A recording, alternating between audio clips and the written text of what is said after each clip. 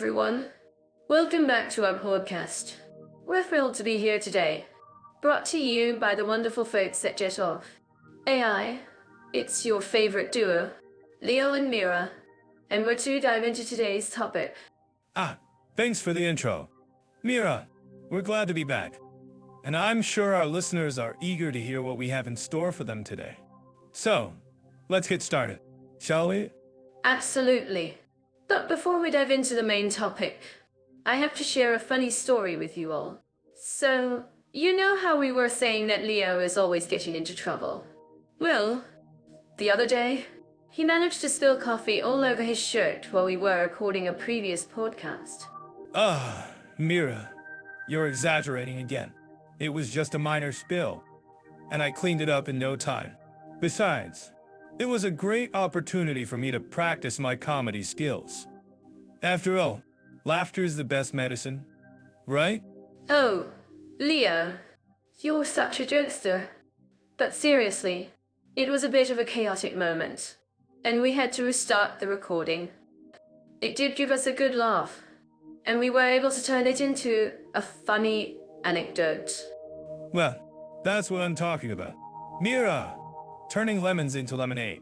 Or in this case, turning coffee stains into comedy gold. You're a genius. But anyway, enough about our previous podcast. We're to introduce our topic of discussion, a comparison of two fascinating countries, Lebanon and Moldova. Yes. We've got a lot to cover, and I'm sure our listeners will find it informative and entertaining. So let's get straight to it. Today, we'll be discussing the differences between Lebanon and Moldova, from their culture and history to their economy and lifestyle. That's right. Leo, we'll be answering all the questions that are probably running through your minds right now. Whether you're considering moving to one of these countries or simply want to learn more about them, we've got you covered. And of course, we'll be sharing some of our personal experiences and insights, so you can get a better understanding of what it's like to live in these countries. After all, who better to ask than us, right? Exactly. And don't worry, we'll make sure to provide you with a comprehensive guide to help you make informed decisions. Whether you're a seasoned traveler or just starting to explore the world, we've got something for everyone. So, let's get started, shall we? Our first topic will be an introduction to Lebanon and Moldova, and we'll be sharing some interesting facts and statistics about each country. Stay tuned. Folks, it's going to be a wild ride. I'm sure many of you have heard of the Lebanon-Moldova connection, but let's dive into the safety aspect of these two countries. Lebanon, in particular, has a complex history, and its crime rates reflect this. From petty theft to more serious crimes like terrorism, the numbers can be quite daunting. That's right. Mira, Lebanon's got a reputation for being a bit of a wild card. But, as we all know, the numbers don't always tell the whole story. I mean, who hasn't had a close call or two while traveling abroad? It's all about being aware of your surroundings and taking necessary precautions. Exactly. Leo. And that's where Lebanon's unique blend of cultures and histories comes into play. From the bustling streets of Beirut to the quiet villages of the countryside, there's a lot to explore. But, as we've seen, crime can be a problem, especially in areas with high foot traffic. I agree. But let's not forget about Moldova. Its safety record is often overshadowed by its more famous neighbors. But it's actually a pretty safe country. Of course, as with any place, there are areas to avoid. But overall, Moldova's got a lot to offer tourists and expats alike. That's a great point. Leo, Moldova's often overlooked, but it's definitely worth a visit. And, as we've discussed before, safety is a top priority for anyone traveling abroad. So, let's talk about some of the specific safety concerns in both countries. In Lebanon, for example, there's a high risk of terrorism, especially in areas near the Syrian border. Yes, that's a concern. But it's not the only one. Petty theft and scams are also common, especially in tourist areas. And, of course, there's the issue of sectarian violence. which can be a major problem in areas with high tensions. I'm curious. Have you ever had any close calls while traveling in Lebanon? Maybe something that made you realize how important safety is? Well, I've had my fair share of close calls. But one time I was walking through a crowded market in Beirut, and I got pickpocketed. It was a real wake-up call, let me tell you. Oh no. That's terrible. But, as you said, it was a wake-up call. And it's experiences like that which remind us to always be aware of our surroundings and take necessary precautions. Exactly. And it's not just about being aware of your surroundings. Mira, it's also about being respectful of the local culture and customs. In both Lebanon and Moldova, there is a strong emphasis on community and family. So it's essential to be mindful of that when interacting with locals. That's a great point, Leo, and I'm sure many of our listeners would agree with you. In fact, I'm curious, have any of you had any experiences with local customs or traditions that you'd like to share? Well, I'm sure we'll get some stories in the comments. But I'll tell you one of mine. I was visiting a village in Moldova, and I was invited to join a traditional dance celebration. It was amazing. But I have to admit, I was a bit of a clumsy dancer. Oh no. Leo, that's hilarious. I'm sure you were a hit with the locals. But, in all seriousness, it's experiences like that which remind us of the importance of being open-minded and respectful of local customs. Exactly. And it's not just about being open-minded. Mira, it's also about being aware of your own biases and assumptions. As travelers, we often have preconceived notions about certain countries or cultures. But it's essential to challenge those assumptions and approach each place with an open mind. I agree. And I think that's one of the most important things we can take away from this conversation. By being aware of our surroundings, respectful of local customs, and open-minded to new experiences, we can have a much safer and more enriching travel experience in both Lebanon and Moldova. Absolutely. Mira, and I think that's a great note to end on. Thanks for sharing your insights.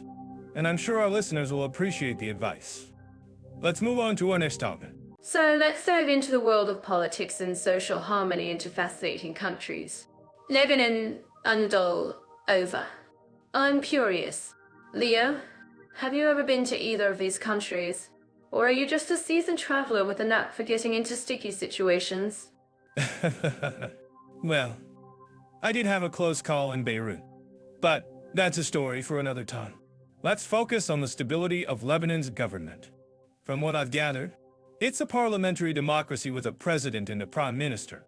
However, the system can be quite complex, with multiple factions and parties vying for power.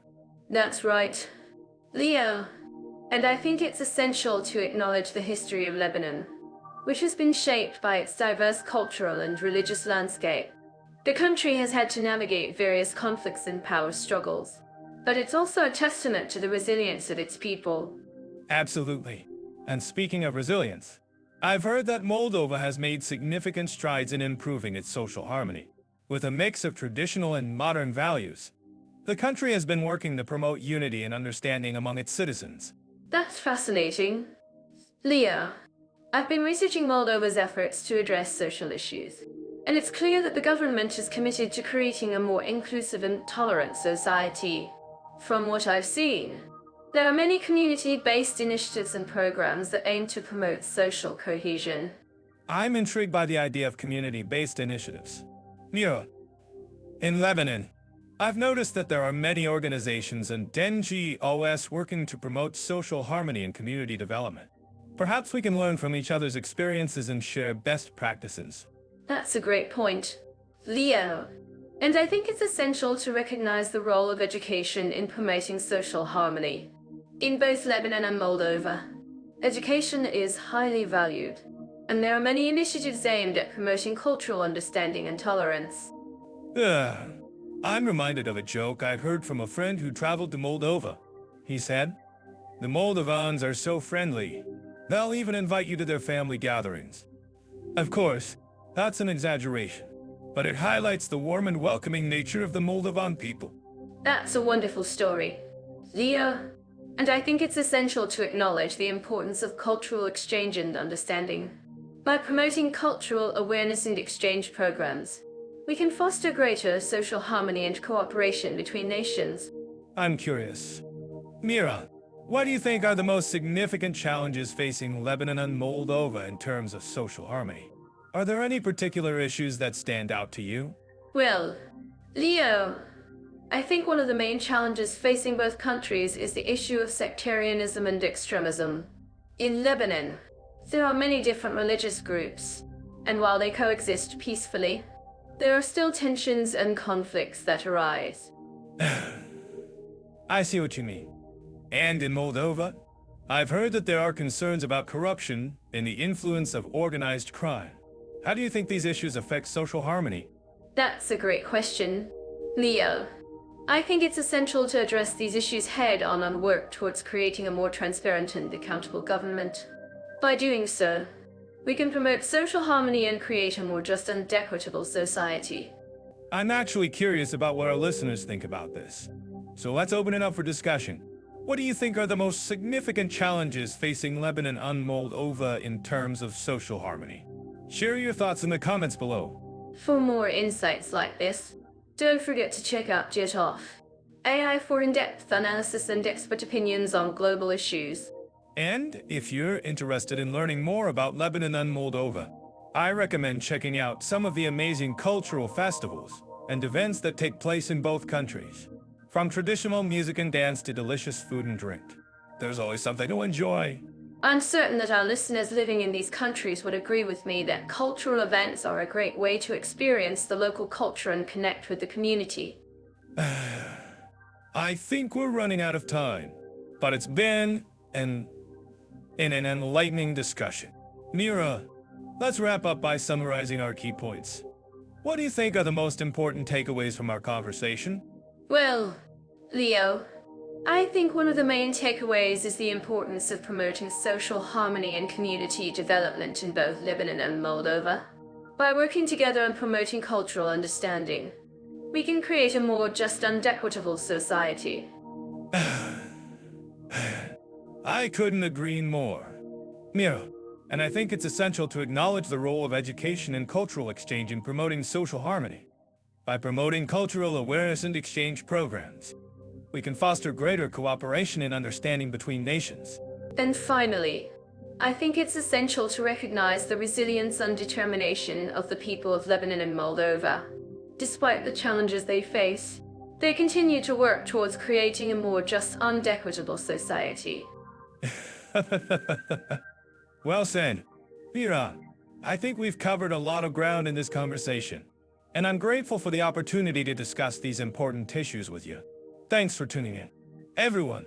So, let's talk about the economic conditions in Lebanon. I'm sure our listeners living in this country would agree with me that the job market is quite vibrant, with a strong presence of international companies and a growing startup scene. That's true. But have you heard about the high cost of living in Beirut? Rent, food, transportation, everything is expensive. And it's not just the prices that are high, but also the taxes and fees that come with it. Oh, yes. The taxes and fees can be a real challenge. But I think it's worth noting that Lebanon has a relatively high standard of living, especially in the capital city. And, of course, there are always ways to save money, like cooking at home instead of eating out or finding affordable housing options. Cooking at home is definitely a good idea. But have you tried to find affordable housing in Beirut? It's like searching for a needle in a haystack. Prices are skyrocketing, and options are limited. I know it's tough, but I'm actually curious about what our listeners think about this. Do you guys agree that the cost of living in Lebanon is a major concern for expats and locals alike? Absolutely. And it's not just the cost of living that's a concern, but also the economic uncertainty that comes with it. The country is still recovering from the 2006 war, and the economy is highly dependent on imports, which makes it vulnerable to external shocks. That's a great point. And as an expat, I think it's essential to have a good understanding of the local economy and how it might impact your lifestyle. I mean, have you ever tried to open a bank account in Lebanon? It's like trying to solve a puzzle. So many rules and regulations. Yes, I can imagine. But, seriously, opening a bank account in Lebanon can be a real challenge, especially for foreigners. But, if you're willing to put in the effort, it can be a great way to manage your finances and take advantage of the country's economic opportunities. Exactly. And I think that's what makes Lebanon such an attractive destination for expats. The economic opportunities are there. But it's up to us to navigate the system and make the most of it. And, of course, there's always the added bonus of the country's rich history and culture. Yes, the culture, that's definitely a plus. But, let's get back to the economy. I'm sure our listeners are curious about how Lebanon compares to other countries in the region. So, let's move on to Moldova and see how its economic conditions and cost of living compare to Lebanon. Moldova, a great choice. So, Leo, what can you tell us about the economic conditions in Moldova? Is it a more affordable option for expats and locals alike? Well, Moldova is definitely a more affordable option, but it's also a country with a more challenging economic environment. The country is heavily dependent on agriculture, and the economy is vulnerable to external shocks, just like Lebanon. I see. And what about the cost of living in Moldova? Is it lower than in Lebanon? Yes, the cost of living in Moldova is generally lower than in Lebanon, but it's still a relatively high cost of living, especially in the capital city, Chisinau.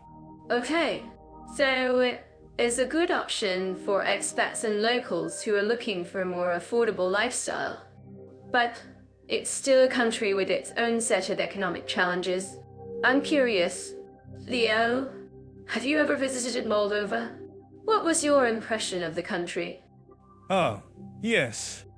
I visited Moldova, and it's a beautiful country with a rich history and culture. The people are friendly, and the food is delicious. Have you tried the traditional Moldovan dish, mamaliga?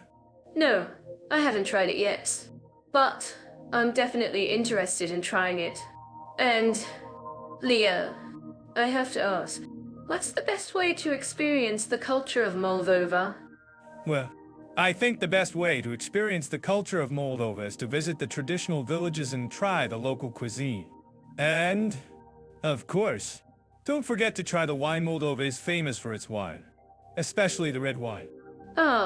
Great advice, Leo. And I think that's a great way to wrap up our discussion on economic conditions and cost of living in Lebanon and Moldova. Thanks for sharing your insights with us. Leo. Thanks, Mira. It was a pleasure. And to our listeners, I'm curious, have you ever visited either of these countries? What was your experience like? Lebanon's accommodation scene is a treasure trove of options. From historic apartments in Beirut's downtown area to modern skyscrapers in the city's outskirts. I'm sure our listeners living in Lebanon would agree that finding the perfect place to call home can be a challenge. But it's definitely worth the effort. I completely agree. Mira, Lebanon has a unique blend of old and new, and its accommodation options reflect that. From the ancient souks to the trendy neighborhoods of ACH, Rafia, and Jem Mezat, there's something for every taste and budget. And don't even get me started on the food scene. A warm flatbread and a delicious kir, each from a local cafe, can make even the most mundane accommodation experience feel like a home away from home. You're right, Mira. The food in Lebanon is incredible. But let's get back to accommodation options. One thing that sets Lebanon apart from other countries is its relatively high standard of living. Expats can expect to find well-maintained apartments and houses, especially in the more affluent areas. That's true, Leo. But what about the cost? I'm sure our listeners would love to know how expensive it is to rent or buy a place in Lebanon. The cost. Well, Mira, I'd say it's a mixed bag. While it's true that Lebanon is one of the more expensive countries in the region, there are still options available for those on a budget. For example, a one-bedroom apartment in a decent neighborhood can cost anywhere from $500 to $1. $500 per month. Wow, that's a big range. And what about Moldova? I'm curious to know how the accommodation scene compares to Lebanon. Moldova. Well, Mira, I'd say it's a different story altogether. Moldova has a more limited range of accommodation options, but they're often more affordable. For example, a one-bedroom apartment in Chisinau, the capital city, can cost anywhere from $200 to $500 per month. That's a big difference. Leo, and what about the quality of the apartments? I'm sure our listeners would love to know if Moldova has a similar standard of living to Lebanon. The quality of the apartments. Well, Mira, I'd say it's a bit of a mixed bag. While Moldova has made significant strides in improving its infrastructure, there are still some areas where the standard of living is lower. For example, some apartments may not have modern amenities like air conditioning or a fully equipped kitchen. I see. And what about the neighborhoods? Are there any areas that are particularly safe or desirable? The neighborhoods. Well, Mira, I'd say that in Moldova, it's a bit of a challenge to find areas that are both safe and desirable. However, there are some areas like the downtown area of Chisinau that are considered safer and more desirable. I'm curious to know. Leo, what advice would you give to our listeners who are planning to move to Moldova or Lebanon? Advice. Well, Mira, I'd say that it's essential to do your research and choose a reputable real estate agent or property manager. Also, be prepared to negotiate prices, especially if you're renting. That's great advice.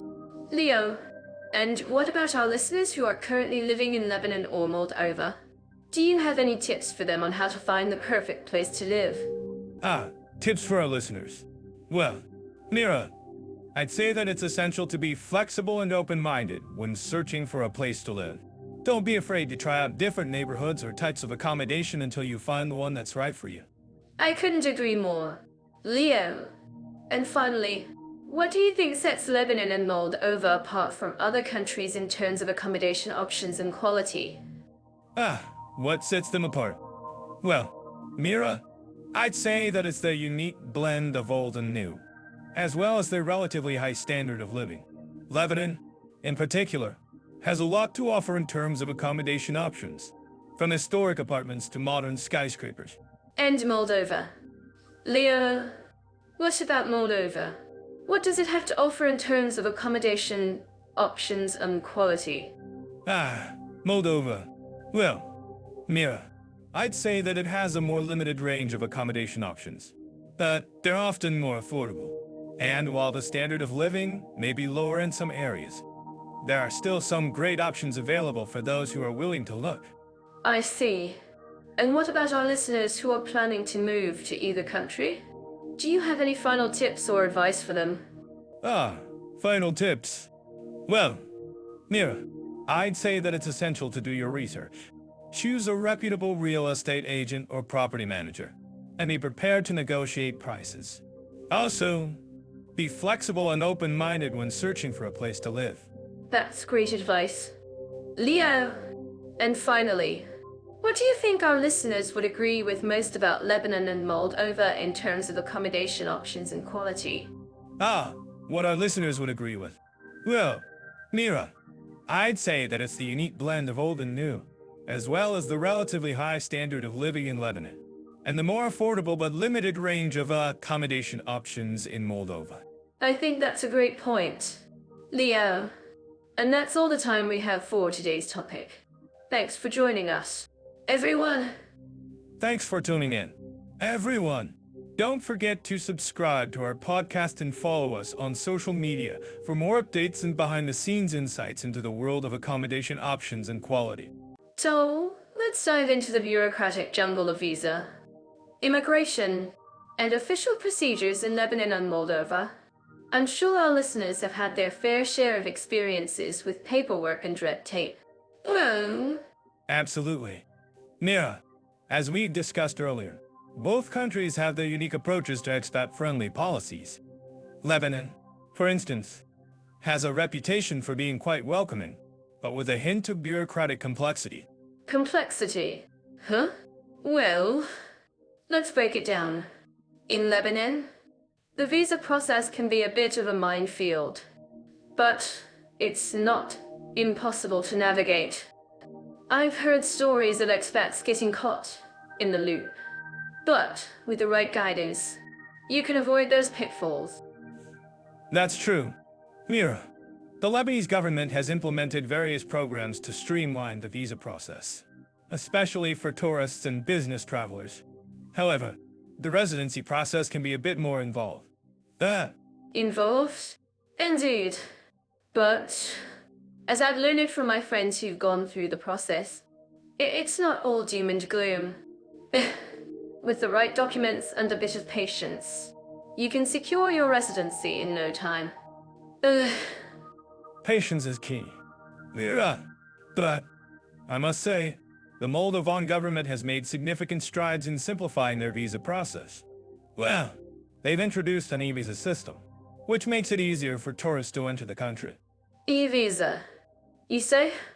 That sounds like a game changer. I've heard that the Moldovan government is committed to making their processes more efficient and expat-friendly. I'm curious to know more about the specifics. Well, Mira, it's worth noting that the Moldovan e-visa system is relatively new, and there might be some kinks to iron out. However, it's a great step towards making the process more accessible. Accessible? Indeed. I'm sure our listeners would love to know more about the e-visa system. Leah, can you walk us through the process? Sure thing. Mira, the Moldovan e-visa system allows tourists to apply online for a visa, which is usually processed within 3-5 working days. However, it's essential to note that the e-visa is only valid for a single entry, and you'll need to apply for a separate visa for multiple entries. Got it. So, it's a single entry visa, and you'll need to apply for a separate visa for multiple entries. That makes sense. I'm sure our listeners will appreciate the clarity. Oh. Exactly. Mira. And, as I mentioned earlier, the Moldovan government is working to improve their visa process. Well, they're committed to making it easier for tourists and expats to navigate the system. Commitment. Huh? Well, I'm sure our listeners will appreciate the effort.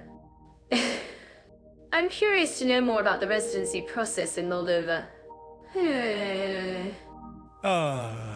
The residency process. Well, Mira, it's a bit more involved, but it's still manageable. You'll need to apply for a residence permit, which requires a bit of paperwork and documentation. Paperwork. Again. But I'm sure it's worth it. I've heard that the Moldovan government offers various incentives for expats, such as tax breaks and residency benefits. That's right. Mira, the Moldovan government is committed to attracting foreign investment in talent. Well, they're offering various incentives, including tax breaks, residency benefits, and even citizenship by investment. Citizenship by investment? Well, that's a bold move. I'm sure our listeners will be interested in learning more about the details. Yes. The Citizenship by Investment program is a great option for those looking to secure residency and even citizenship. However, it's essential to note that the process is quite complex, and you'll need to consult with a lawyer or expert to navigate it. Complex. Indeed. But I'm sure our listeners will appreciate the information. I'm curious to know more about the official procedures in Lebanon. Lebanon. Well, Mira, the official procedures can be a bit more involved, but it's still manageable.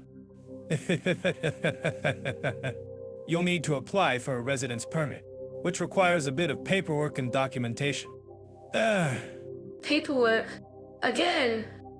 But I'm sure it's worth it. I've heard that the Lebanese government offers various incentives for expats, such as tax breaks and residency benefits. That's right. Mira, the Lebanese government is committed to attracting foreign investment in talent. Well, they're offering various incentives, including tax breaks, residency benefits, and even citizenship by investment. Citizenship by investment? Well, that's a bold move. I'm sure our listeners will be interested in learning more about the details.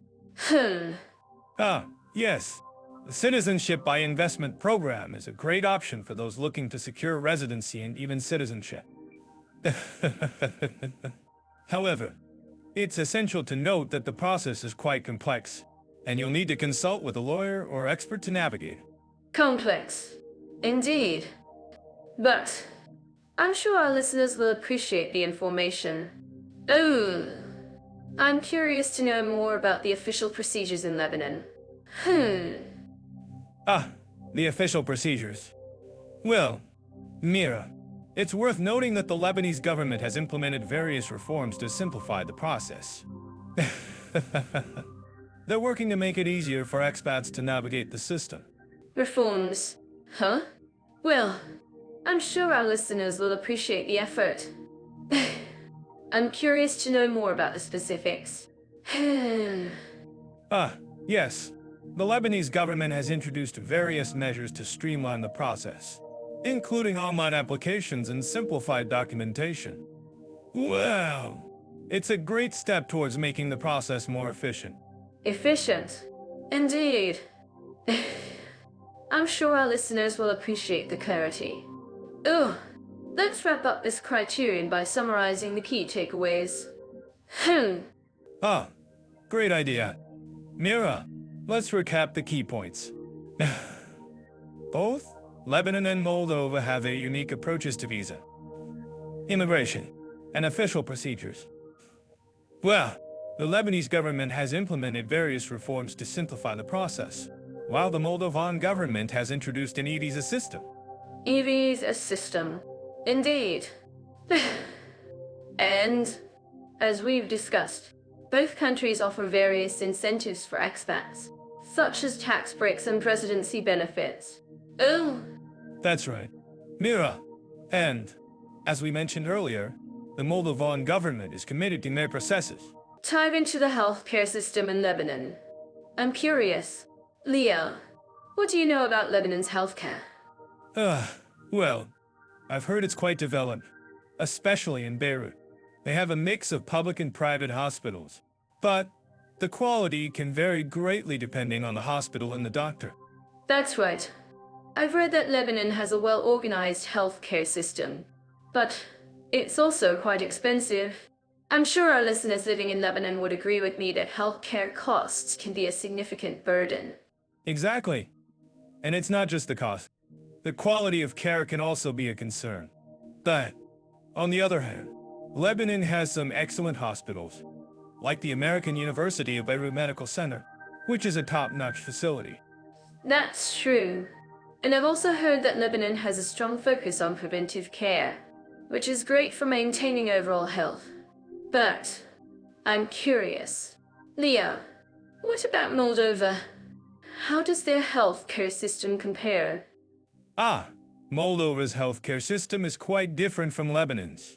It's mostly state-funded, and the quality of care can be variable, to say the least. But what I've heard is that Moldova has a strong focus on primary care, which is great for preventing illnesses. That's fascinating. I didn't know that. And I can imagine that primary care is especially important to the country like Moldova, where access to healthcare can be limited in rural areas. Exactly. And it's not just rural areas. Even in Chisinau, the capital city, healthcare can be a challenge. But what I've heard is that Moldova is making efforts to improve its healthcare system, including investing in new medical equipment and training more doctors. That's great to hear. And I'm sure our listeners living in Moldova would appreciate the efforts being made to improve their healthcare system. But I'm curious. Leo, what about the cultural nuances of healthcare in Moldova? How do people approach healthcare differently in Moldova compared to Lebanon? Well, I've heard that in Moldova, family and community play a big role in healthcare. People often rely on their social networks for support and care, which can be a great asset. But, on the other hand, this can also create challenges, like access to healthcare being limited to those with strong social connections. That's a great point, Leo. And I can see how that would be a challenge. But I'm also curious. What about the language barrier? I've heard that many Moldovans speak Russian. But what about English? Oh, well, I've heard that many Moldovans speak some English, especially in Chisinau, but it's not as widely spoken as Russian. And in rural areas, it can be even harder to find English speakers. That's true. And I can imagine that language barriers can be a significant challenge for expats or tourists trying to access healthcare in Moldova. Exactly. And it's not just language. Cultural differences can also create challenges. But what I've heard is that many Moldovans are warm and welcoming, and willing to help foreigners. That's great to hear. Leo, and I'm sure our listeners living in Moldova would agree with me that the locals are indeed very friendly and welcoming. Well, I'm sure it's not all sunshine and rainbows, but I think Moldova is definitely worth visiting, and the healthcare system, while challenging, is improving. That's a great point, Leo. And I think our listeners would appreciate the honesty. And I'm curious, what about the healthcare costs in Moldova? Are they relatively low compared to Lebanon? Well, I've heard that healthcare costs in Moldova are relatively low compared to Lebanon. But still, it can be a challenge for many people. That's true. And I can imagine that the cost of healthcare can be a significant burden for many people in Moldova. But I'm curious, Leo, what about the quality of care? Is it generally good in Moldova? Well, I've heard that the quality of care in Moldova can vary greatly, but there are some excellent hospitals and doctors, especially in Chisinau. That's great to hear, Leo. And I think our listeners would appreciate the information. And I'm curious, what about the role of traditional medicine in Moldova? Does it play a significant role in the country's healthcare system? Well, I've heard that traditional medicine is still widely used in Moldova, especially for minor ailments. But what I've heard is that there's also a growing interest in Western medicine and modern healthcare practices. That's fascinating. I didn't know that. And I can imagine that the integration of traditional and Western medicine could be a great way to improve healthcare in Moldova. Exactly. And it's not just traditional medicine. Even in Lebanon, there's a growing interest in holistic and integrative healthcare practices, which can be a great way to address the physical and emotional needs of patients. That's a great point, Leo. And I think our listeners would appreciate the information. And I'm curious, what about the role of technology in healthcare in both Lebanon and Moldova? Is it being used effectively? Well, I've heard that technology is being used increasingly in healthcare in both countries, especially in hospitals and clinics. But what I've heard is that there's still a need for more investment in digital health infrastructure. That's true. And I can imagine that the integration of technology into healthcare could be a great way to improve access to care and quality of care in both countries. Exactly. And it's not just technology. Even in the healthcare system in general, there's a need for more investment in infrastructure, equipment, and training for healthcare professionals. That's a great point, Leo. And I think our listeners would appreciate the information. And I'm curious, what about the role of patient advocacy in both countries? Is it strong? Well, I've heard that patient advocacy is still in its early stages in both countries, but there's a growing interest in empowering patients to take control of their own healthcare. That's great to hear, Leo. And I think our listeners would appreciate the information. And I'm curious, what about the impact of politics on healthcare in both countries? Is it a significant factor? Well, I've heard that politics can play a significant role in healthcare in both countries, especially in terms of funding and resource allocation. That's true. And I can imagine that the impact of politics on healthcare can be a challenge for many people in both countries. Exactly. And it's not just politics. Even in the healthcare system itself, there are many challenges, like access to care, quality of care, and costs. So, let's dive into the transportation infrastructure in Lebanon and Moldova. I bet our listeners in both countries can relate to this topic. Have you guys ever tried to hail a taxi in Beirut or Chisinau? Oh, Mira, you're painting a picture of a chaotic traffic scene already. In Lebanon, the roads can get pretty congested, especially in Beirut. But, surprisingly, the public transportation system is quite efficient. I've heard that. The buses in Lebanon are like a game of musical chairs. But you have to get in fast before someone else takes your seat. In Moldova, I've read that the public transportation system is quite limited, that the buses are affordable. That's true. Mira, and in Moldova, the roads can be a bit rough, especially outside of Chisinau. But the scenic routes make up for it. Have you ever tried driving on the Transnistria Highway? Actually, Leo, I haven't. But I've heard it's an adventure. In Lebanon, the roads are generally well maintained, but the traffic lights can be a bit. I mean, have you seen the ones that just flash red? Oh, Mira, you're killing me. Yeah, the traffic lights in Lebanon can be a bit unpredictable, but the roads are generally well maintained, especially in the main cities like Beirut and Sidon. That's true. And in Moldova, the roads can be a bit rough, but the scenic routes are definitely worth it. I've heard that the scenic route from Chisinau to or Hialvika is stunning. Absolutely. Mira, and in Lebanon, the scenic routes are also beautiful, especially in the north. Have you ever tried driving on the coastal road from Beirut to Byblos? Oh, Leo, I have. It's breathtaking. And in Moldova, the scenic routes are not just limited to the roads.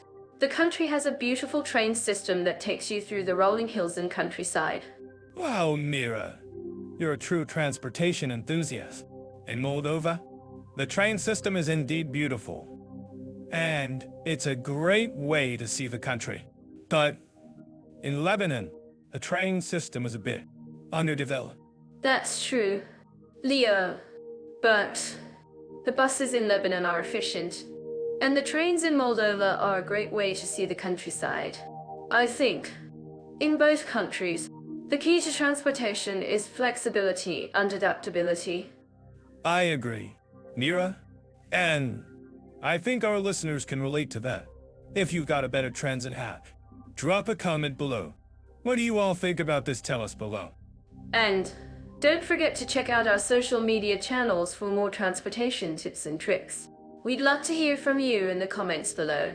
And if you're planning a trip to either Lebanon or Moldova, make sure to check out our travel guides for the latest transportation information.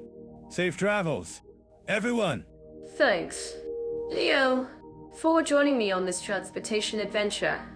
I hope our listeners have enjoyed this episode, and we'll see you in the next one. And don't forget to subscribe to our podcast for more exciting episodes like this one. I'm sure many of you, our listeners, have faced language barriers while traveling or living abroad. Let's talk about Lebanon and Moldova, two countries with fascinating linguistic landscapes. Lebanon, for instance, is home to 18 recognized languages, with Arabic being the official one. But what about Moldova?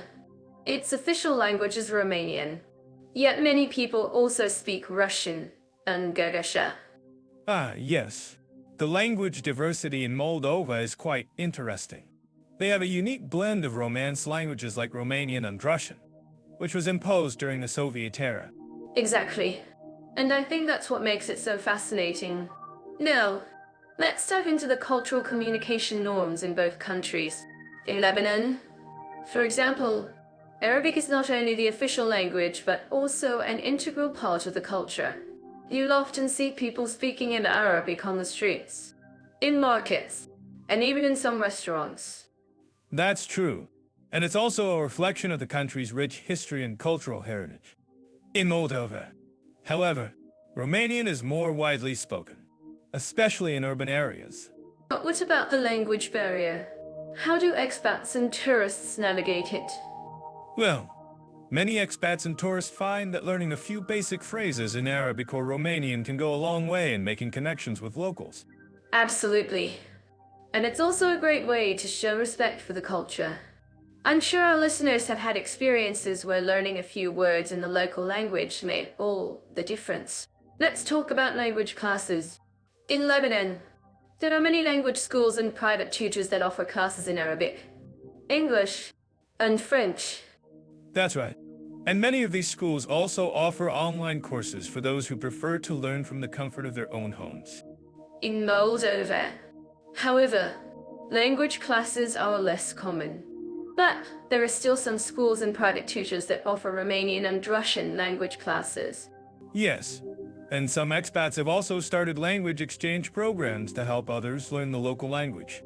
I'm curious, have any of our listeners had experiences with language exchange programs in Lebanon or Moldova?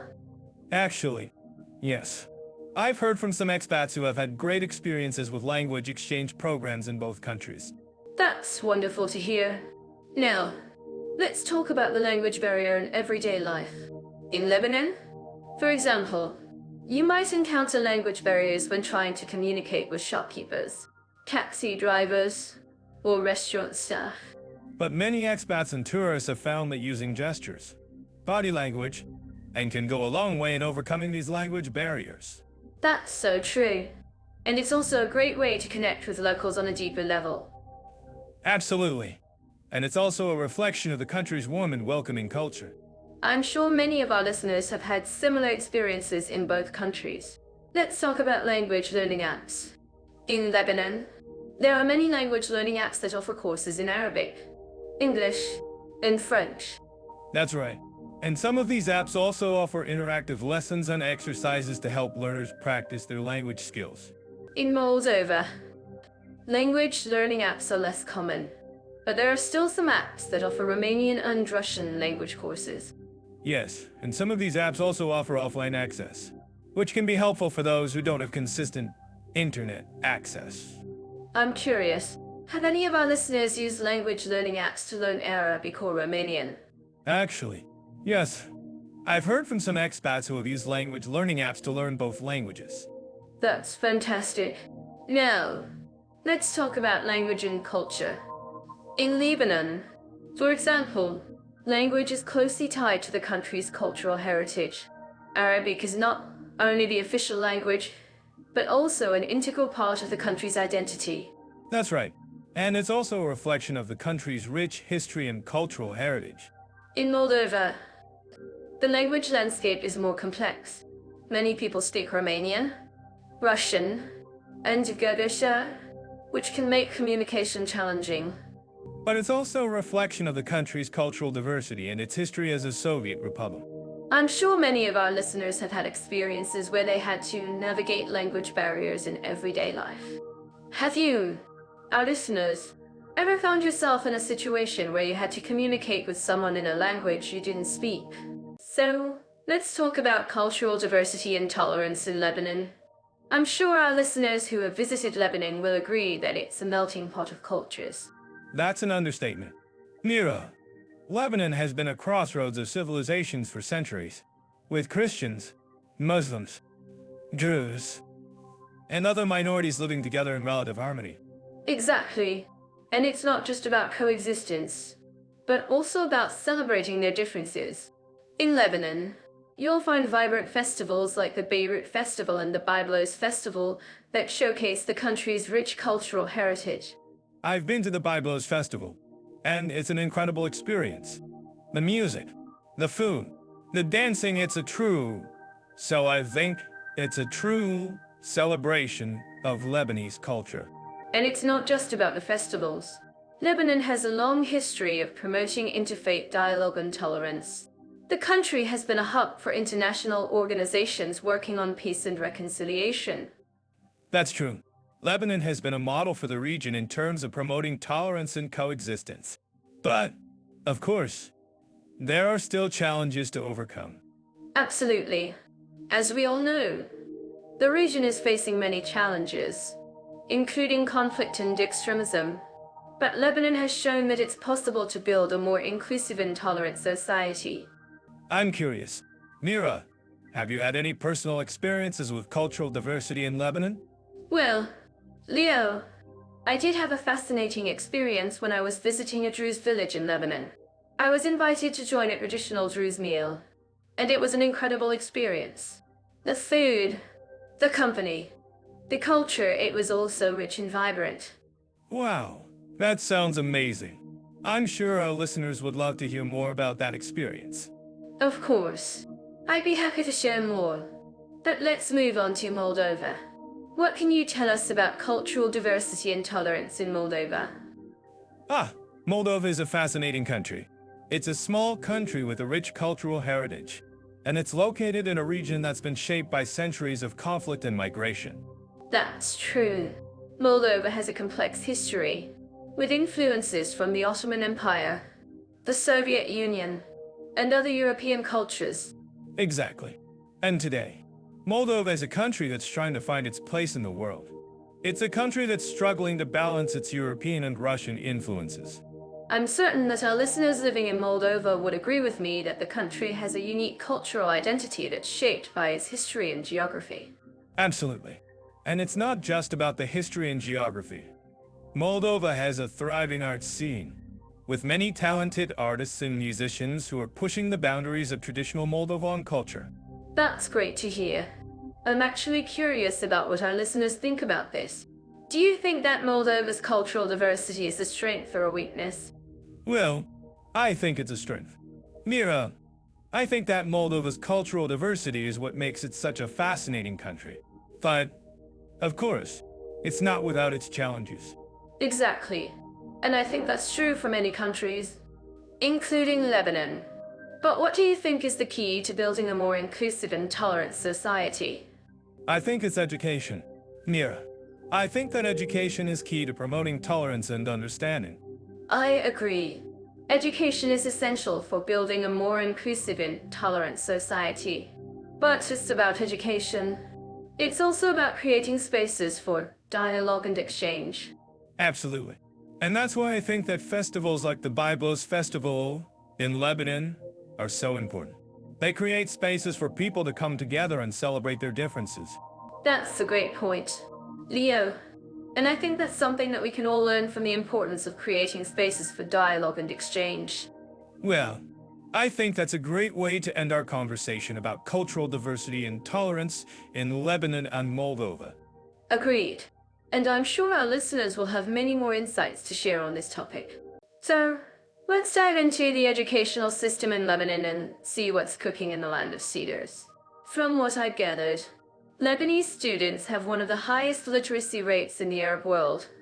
It's not surprising, given the country's rich history and cultural heritage. That's right. Mira, Lebanon has made significant strides in education. But what's even more impressive is the country's innovative approach to teaching.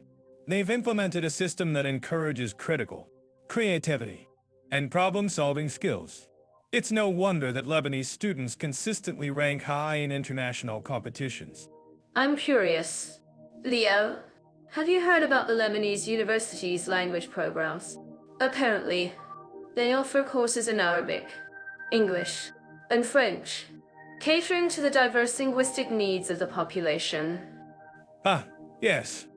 The Lebanese university is indeed a hub for language learning. And did you know that many students from neighboring countries, like Syria and Jordan, also study there? It's a testament to the country's reputation for quality education. That's fascinating. I'm sure our listeners living in Lebanon would agree that the country's education system is a vital part of its cultural identity. But what about Moldova, our second country? How does its educational system compare? Well, Mira, Moldova has its own unique strengths. Despite facing economic challenges, the country has invested heavily in education. In fact, Moldova has one of the highest rates of enrollment in higher education in Eastern Europe. That's impressive. And I've heard that Moldovan universities are increasingly focusing on language acquisition, particularly in English. It's a great way to prepare students for the global job market. Exactly. And it's not just about language. Moldovan schools are also emphasizing STEM education, which is essential for developing the country's technological sector. I'm curious. Leo, have you come across any interesting language schools in Moldova? Perhaps ones that offer unique language learning experiences? Yes. I've heard about a language school in Chisinau that offers immersion programs in English, where students can live with host families and practice their language skills in a real-life setting. Wow, that sounds like an amazing opportunity. I'm sure our listeners would love to learn more about it. And speaking of language learning, I've noticed that both Lebanon and Moldova have a strong emphasis on language acquisition. What do you think sets them apart? Well, Mira, I think it's the cultural context that makes language learning in Lebanon and Moldova unique. In Lebanon, students are exposed to a rich cultural heritage, with multiple languages and dialects spoken. In Moldova, students are learning in a country with a complex history, where Russian, Romanian, and Moldovan languages coexist. That's a great point, Leo. And I think it's essential to acknowledge the role of language in shaping cultural identity. If you think this is wrong, please let us know in the comments. I think you're right. Mira, language is a powerful tool that can unite or divide people. But in both Lebanon and Moldova, language is a bridge that connects people across cultures and backgrounds. Exactly. And that's what makes educational opportunities in these countries so fascinating. Whether it's learning Arabic, English, or Romanian, students in both Lebanon and Moldova are gaining a deeper understanding of the world around them. Well, Mira, I think we've covered some exciting ground today. From innovative teaching methods to unique language learning experiences, both Lebanon and Moldova have a lot to offer. I completely agree. And I'm sure our listeners would agree that education is a vital part of any country's development. If you're living in either of these countries, please share your thoughts on the educational system in the comments below. And don't forget to subscribe to our podcast for more in-depth discussions on educational opportunities and language schools in various countries around the world. Thanks for tuning in, everyone. Join us next time for more engaging conversations on education and culture. I'm to dive into the climate and seasonal conditions of Lebanon and Moldova.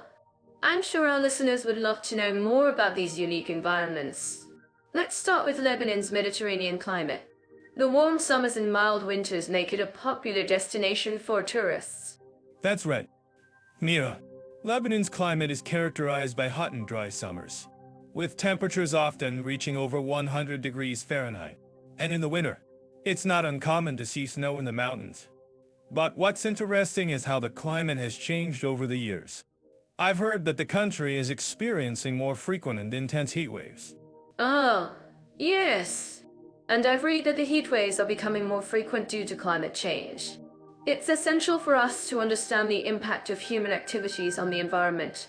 In Lebanon, the summer months are usually the hottest, with July being the warmest. And did you know that the country has a unique phenomenon called the Kha reef? The Kha reef? That sounds like an interesting phenomenon. Tell us more about it. Mira, I'm curious. The Kha reef is a seasonal sandstorm that occurs in the summer months. It's a massive dust storm that can reduce visibility and cause respiratory problems. It's a unique feature of Lebanon's climate, and it's essential to take precautions during this time. Wow, that sounds like a real challenge. I can imagine it would be difficult to navigate during a sandstorm, but I'm sure the Lebanese people are resilient and adapt to these conditions. I've heard that the country has a rich cultural heritage, with many historical sites and festivals. That's right. Leo, Lebanon is known for its rich history and cultural heritage. The country has a long history of occupation, and its people have had to adapt to many different climates and environments. In fact, the Lebanese people have developed a unique way of living with the climate, using traditional architecture and design to mitigate the effects of the heat. I see. That's fascinating. And I'm sure our listeners would love to know more about the cultural significance of the climate in Lebanon. Can you tell us more about that, Mira? Well, Leo, the climate has played a significant role in shaping the Lebanese culture. For example, the summer months are often associated with outdoor activities, such as festivals and fairs, and the winter months are a time for indoor activities, like reading and storytelling. Ah, I can imagine. And I'm sure the climate has also influenced the cuisine in Lebanon. I've heard that the country has a rich culinary tradition, with many delicious dishes that are perfect for the warm climate. Huh, yes. The Lebanese cuisine is indeed influenced by the climate. Many of the traditional dishes are designed to be cooling and refreshing, such as salads and dips made with yogurt and cucumbers. Oh, I see. And I'm sure our listeners would love to know more about the cuisine in Moldova. Can you tell us more about that? Mira? Moldova's climate is quite different from Lebanon's. Leo, Moldova has a temperate climate with cold winters and warm summers. The country is known for its wine production, and the climate plays a significant role in the production of wine. Ah, I see. And I'm sure our listeners would love to know more about the wine production in Moldova. Can you tell us more about that? Mira? Well, Leo, Moldova is known for its wine production, and the climate plays a significant role in the production of wine. The country has a long tradition of wine production, and the climate is ideal for growing grapes. Ah, I see. And I'm sure our listeners would love to know more about the cultural significance of the climate in Moldova. Can you tell us more about that, Mira? Well, Leo, the climate has played a significant role in shaping the Moldovan culture. For example, the winter months are often associated with traditional festivals and celebrations, such as the Massalinitsay festival. Ah, I see. And I'm sure our listeners would love to know more about the Massalinitsay festival. Can you tell us more about that, Mira? Yes. The Massalinitsay festival is a traditional celebration in Moldova that marks the end of winter.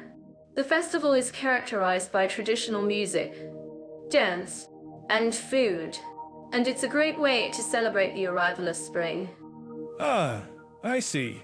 And I'm sure our listeners would love to know more about the cultural significance of the climate in Moldova. Can you tell us more about that, Mira?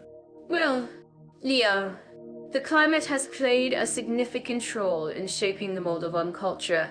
For example, the climate has influenced the traditional architecture in Moldova, with many buildings designed to withstand the cold winters.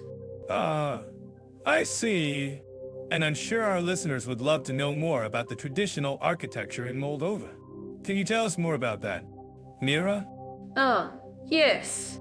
The traditional architecture in Moldova is indeed influenced by the climate.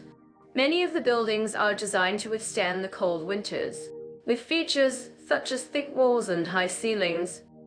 Ah, I see. And I'm sure our listeners would love to know more about the cultural significance of the climate in Moldova. Can you tell us more about that, Mira?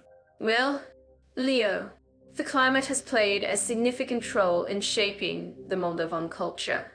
For example, the climate has influenced the traditional music and dance in Moldova, with many folk dances and songs related to the changing of the seasons. I see. And I'm sure our listeners would love to know more about the traditional music and dance in Moldova. Can you tell us more about that, Mira? Yes. The traditional music and dance in Moldova are indeed influenced by the climate. Many of the folk dances and songs are related to the changing of the seasons, such as the Pekale dance, which is associated with the harvest season. Ah, I see. And I'm sure our listeners would love to know more about the Pekale dance. Can you tell us more about that, Mira? Yes. The Pekale dance is a traditional Moldovan folk dance that is associated with the harvest season. The dance is characterized by energetic movements and is often performed during traditional festivals and celebrations. Ah, I see. And I'm sure our listeners would love to know more about the cultural significance of the climate in Moldova. Can you tell us more about that, Mira? Well, yeah. The climate has played a significant role in shaping the Moldovan culture. For example, the climate has influenced the traditional cuisine in Moldova, with many dishes designed to be hearty and warming during the cold winters. I Let's dive into the world of food culture and nutritional alternatives in our first country, Lebanon. From the vibrant streets of Beirut to the mountains of the north, Lebanese cuisine is a symphony of flavors and aromas. I'm certain that our listeners living in this country would agree with me. Absolutely. Mira, Lebanese food is a fusion of Mediterranean and French influences, resulting in a unique and delicious culinary experience. And let's not forget the iconic Lebanese dish, tabbouleh. Well, it's like a party in your mouth with all those fresh herbs and bulgur. Well, I think tabbouleh is just the beginning. Lebanese cuisine has a rich history, and its influence can be seen in many other countries. I'm actually curious about what our listeners think about this. Do you guys have a favorite Lebanese dish? Ugh. That's a tough one. But if I had to choose, I'd say it's a close tie between shawarma and falafel. Both are staples in Lebanese cuisine and can be found in almost every street food stall. But I'm curious. Mia, have you ever tried making Lebanese food at home? Oh, Leo, you know me too well. I love experimenting with new recipes, and Lebanese food is no exception. In fact, I've tried making my own shawarma at home, and it was a huge hit with my friends. The aroma of the spices and the sizzle of the meat. It's just magical. I can imagine. And speaking of spices, Lebanese cuisine is known for its use of aromatic spices like cumin, coriander, and sumac. These spices add a depth of flavor to Lebanese dishes that's hard to replicate. Well, I'm getting hungry just about it. Well, let's not get too carried away. Leo, we have a lot more to explore in terms of food culture and nutritional alternatives. But I have to ask, have you ever tried Lebanese desserts like baklava or ma'amel? Oh, yes. Baklava is one of my favorite desserts, and I've had it many times in Lebanese restaurants. The combination of the crispy filo pastry and the sweetness of the honey is just divine. And ma'amel is a close second. I love the way the semolina flour and the dates come together in perfect harmony. Exactly. Lebanese desserts are a treat for the taste buds. And speaking of treats, let's talk about the nutritional aspects of Lebanese cuisine. I'm actually curious about what our listeners think about this. Do you guys think Lebanese food is healthy? That's a great question. Mira, while Lebanese cuisine does have its share of rich and fatty dishes, it also has a lot of healthy options like tabbouleh, falafel, and grilled meats. And let's not forget the use of olive oil, which is a staple in Lebanese cooking. Well, I think Lebanese food can be a great option for those looking for healthy and delicious meals. Well, I think we've covered a lot of ground in terms of Lebanese food culture and nutritional alternatives. But before we move on to our next country, I have to ask, what do you think is the most underrated Lebanese dish? That's a tough one, but I think it's got to be kibbeh. It's a traditional Lebanese dish made from ground meat and bulgur, and it's just amazing. The way the flavors come together is just magic. Kibbeh is a great choice. Leo, and I'm sure our listeners would agree with you. Well, it's time to move on to our next country, Moldova. But before we do, I have to ask, have you ever tried Moldovan cuisine? Oh, yes. Moldovan cuisine is a hidden gem, and I've had the pleasure of trying some of its delicious dishes. The combination of Ukrainian, Russian, and Romanian influences is just amazing. Well, I think Moldovan food is definitely worth exploring. Well, I couldn't agree more. Leo, Moldovan cuisine is a unique blend of cultures and flavors, and I'm to explore it with our listeners. Let's dive into the world of Moldovan food, culture, and nutritional alternatives. I'm so to dive into the historical, cultural, and artistic values of Lebanon and Moldova. Both countries have such rich heritages, don't you think, Leo? Absolutely. Mira, Lebanon's history dates back to the Phoenicians, and its cultural influence is still felt today. From the ancient city of Byblos to the stunning mosques and churches, Lebanon's architecture is a testament to its diverse past. That's so true. And I love how both countries have preserved their ancient traditions. In Lebanon, you can still see people celebrating the Eid al-Fitr festival. Well, in Moldova, the traditional folk music and dance are still very much alive. Yes, and it's amazing to see how these traditions have been passed down through generations. In Moldova, the national costume is still worn during festivals and celebrations, and it's a beautiful reminder of the country's rich cultural heritage. I'm certain that our listeners living in Lebanon would agree with me when I say that the country's cuisine is a fusion of Mediterranean flavors. From tabbouleh to shawarma, the food in Lebanon is a reflection of its cultural diversity. And I'm sure our listeners in Moldova would disagree. But seriously, Moldovan cuisine is also amazing, with dishes like mamaliga and sarmale. And let's not forget the wine.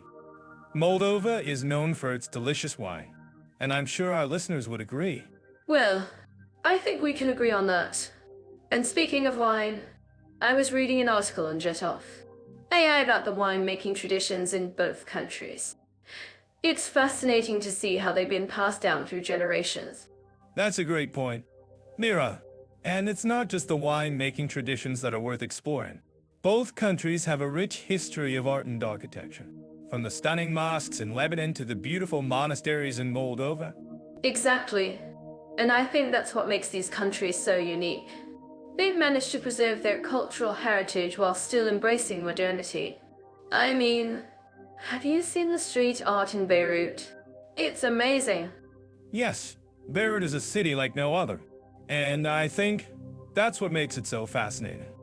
The contrast between the old and the new is what makes Lebanon so interesting. I completely agree. And I think that's what makes these countries so worth visiting. Whether you're interested in history, culture, or art, both Lebanon and Moldova have something to offer. Absolutely, and I think our listeners would agree. After all, what's not to love about a country with a rich history, delicious food, and stunning architecture? Well, I think we've covered a lot of ground today. But before we move on, I just want to say that I'm so grateful to Jetov AI for helping us uncover these amazing stories. And I think we should give a shout out to our listeners too. If you're listening in Lebanon or Moldova, please let us know what you think about this criterion in the comments. That's a great idea, Leo. And I think we should also give a shout out to our listeners who are interested in history, culture, and art. If you have any suggestions for future criteria, please let us know in the comments. And finally, I just want to say that I'm so glad we could have this conversation today. It's been a pleasure exploring the historical, cultural, and artistic values of Lebanon and Moldova with you. Mira. The pleasure is all mine. Leo! And I think we've only scratched the surface of what these countries have to offer. Until next time, stay curious and keep exploring. I'm fascinated by Lebanon's unique blend of Mediterranean and Middle Eastern landscapes. From the snow-capped Mount Lebanon to the scenic coastline of Jaya. The country's natural beauty is simply breathtaking. That's true. Mira, Lebanon's diversity is stunning. But have you ever been to Moldova? Their rolling hills and vast plains are a perfect example of a tranquil landscape. Oh, yes. Moldova's landscape is indeed serene. But let's talk about Lebanon's mountains. The Baryok Mountains, for instance, offer some of the most spectacular views in the country. The Baryok Mountains are indeed breathtaking. But have you seen the Vika Canyon in Moldova? It's a stunning example of natural beauty, with its limestone, crystal clear waters. Wow, that sounds amazing. I'm sure our listeners would love to explore both countries' natural wonders. Speaking of which, I'm curious, have you ever been to the QA Dish, a alley in Lebanon? Actually, I have. The QA Dishe Valley is a UNESCO World Heritage Site and one of the most beautiful places in Lebanon. But I'm sure our listeners would love to know more about Moldova's natural wonders. why don't we talk about the Kodra Mountains? The Kodra Mountains are indeed beautiful. But let's not forget about Lebanon's coastline. The scenic views of that realm, for instance, are simply stunning. That round is indeed a gem. But have you seen the P? Or UT River in Moldova? It's a beautiful example of a tranquil landscape, perfect for a relaxing boat ride. Ah, yes. The Prut River is lovely. But let's talk about Lebanon's unique ecosystems.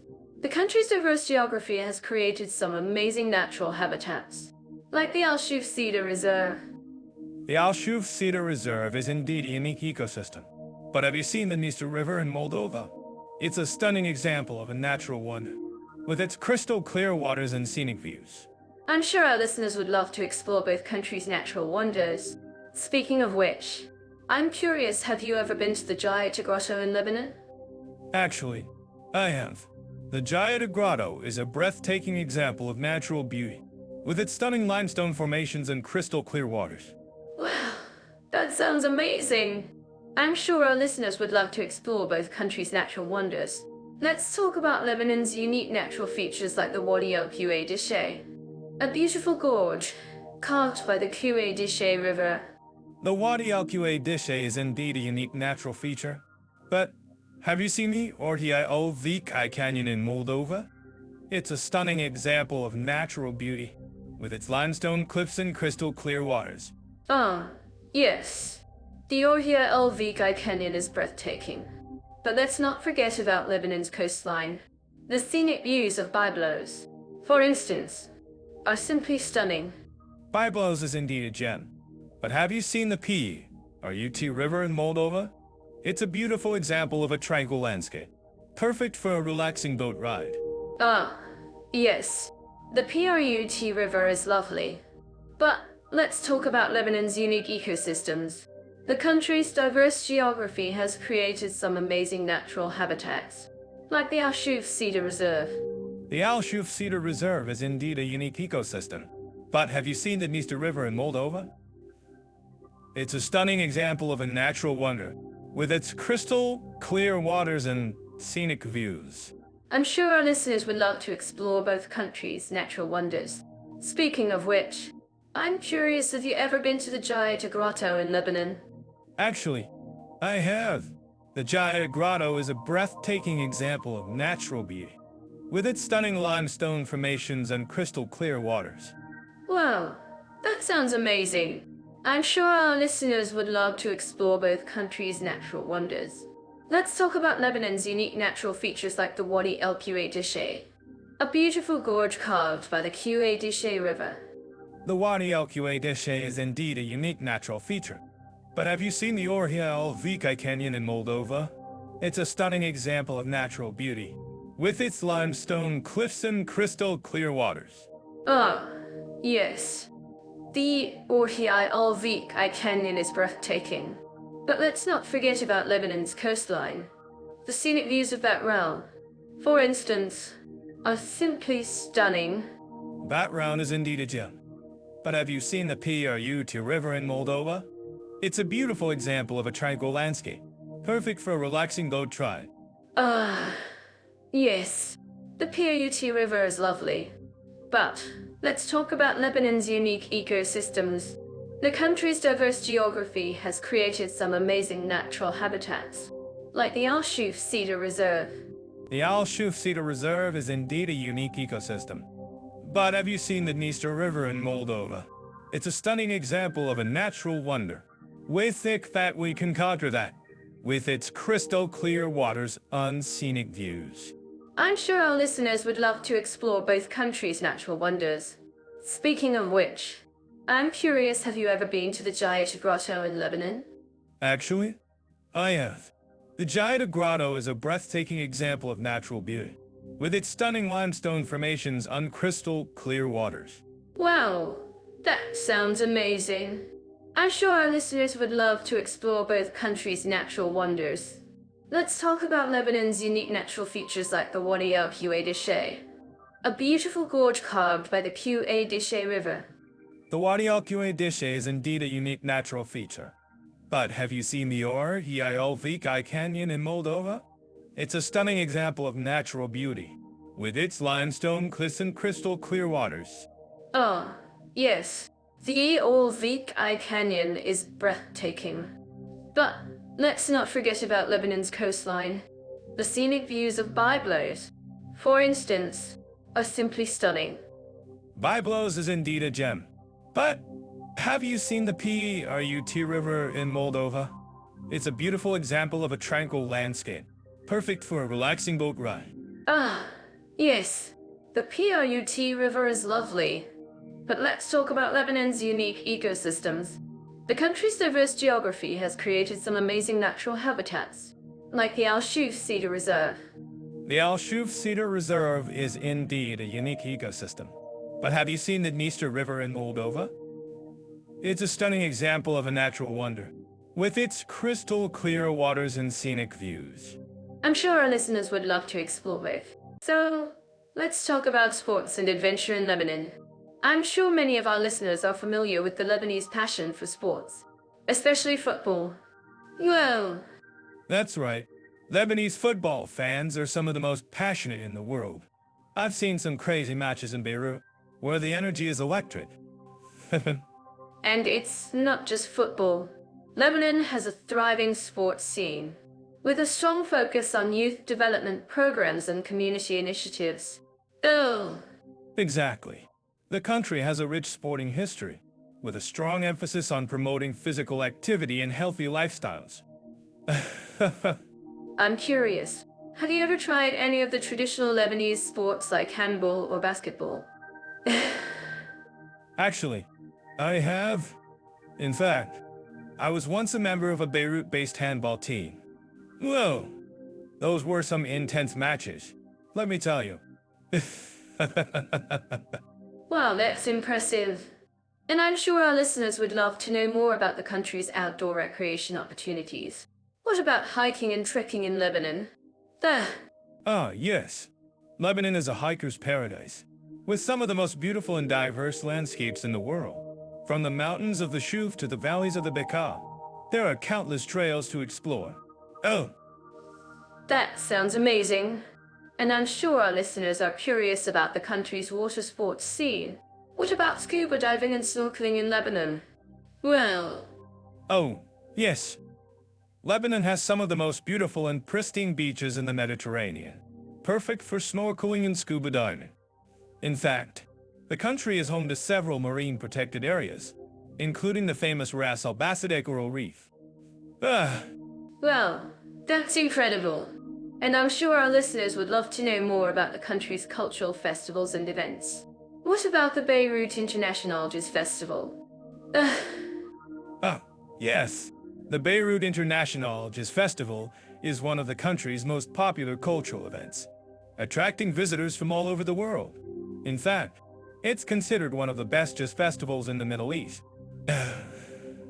That's great to hear. And I'm sure our listeners are curious about the country's adventure tourism scene. What about rock climbing and canyoning in Lebanon? Whoa! Yes. Lebanon is a rock climbers and canyoneers paradise, with some of the most challenging and scenic routes in the world. In fact, the country is home to several world-class climbing and canyoning destinations, including the famous QA dish, A Valley. Oh, Wow, that's incredible. And I'm sure our listeners would love to know more about the country's food and drink scene. What about traditional Lebanese cuisine and wine production? yes. Lebanese cuisine is some of the most delicious and diverse in the world, with a rich history of traditional dishes and flavors. And the country's wine production is also on the rise, with several world-class wineries and vineyards. That's great to hear. And I'm sure our listeners are curious about the country's cultural heritage and historical sites. What about the ancient city of Byblos? Well, Yes. Byblos is one of the oldest continuously inhabited cities in the world, with a rich history dating back over 7,000 years. In fact, it's considered one of the most important archaeological sites in the Middle East.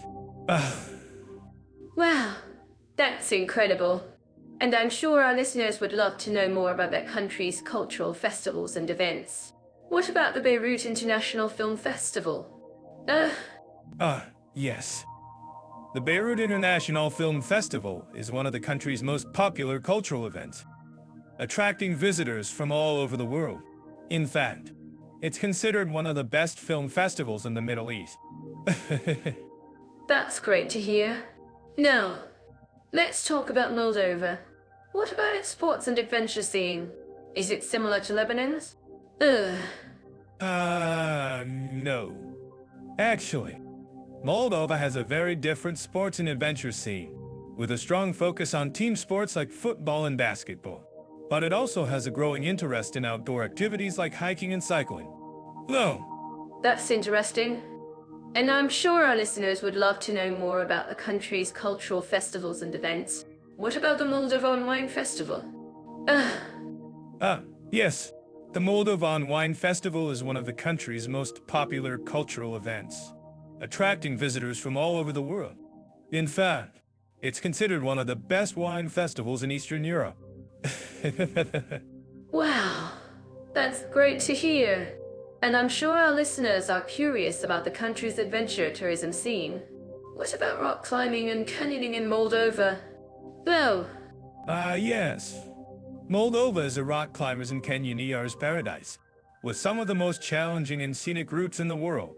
In fact, the country is home to several world-class climbing and canyoning destinations, including the famous Vika Monastery. Though, well, that's incredible. And I'm sure our listeners would love to know more about the country's cultural heritage and historical sites. What about the ancient city of Vika? Yes. Vika is one of the most important archaeological sites in Moldova, with a rich history dating back over years. In fact, it's considered one of the most impressive examples of medieval architecture in Eastern Europe. Well, that's incredible. And I'm sure our listeners are curious about the country's food and drink scene. What about traditional Moldovan cuisine and wine production? Yes. Moldovan cuisine is some of the most delicious and diverse in the world, with a rich history of traditional dishes and flavors. And the country's wine production is also on the rise, with several world-class wineries and vineyards. That's great to hear. And I'm sure our listeners are curious about the country's cultural festivals and events. What about the Moldovan Music Festival? Yes. The Moldovan Music Festival is one of the country's most popular cultural events, attracting visitors from all over the world. In fact, it's considered one of the best music festivals in Eastern Europe. That's great to hear. And I'm sure our listeners are curious about the country's adventure tourism scene. What about horseback riding and horse shows in Moldova? Oh. Yes. Moldova is a horse lover's paradise, with a rich tradition of horse breeding and horse shows. In fact, the country is home to several world-class. So, when it comes to nightlife and entertainment, Lebanon really knows how to bring the party. From the bustling streets of Beirut to the scenic coastal towns, the energy is palpable. I completely agree. Lebanon's got a vibrant nightlife scene that's hard to resist. The clubs in Beirut are legendary, and the people are always up for a good time. But, I have to say, I've been to some amazing clubs in Moldova too. Oh, really? I didn't know that. Moldova has a lot to offer when it comes to nightlife. What are some of the best clubs or bars you've been to there? Well, Chisinau has a great selection of bars and clubs, especially in the downtown area. And, let me tell you, the people are incredibly friendly. But, what I love about Moldova's nightlife is the laid-back atmosphere. It's all about enjoying good company and good music. I can imagine. Lebanon, on the other hand, is all about the energy and the excitement. We've got everything from rooftop bars to underground clubs, and the music is always pumping. I'm sure our listeners living in Lebanon would agree with me that the nightlife scene is unmatched. I think you might be biased, Mira. But, seriously, both countries have their own unique charm.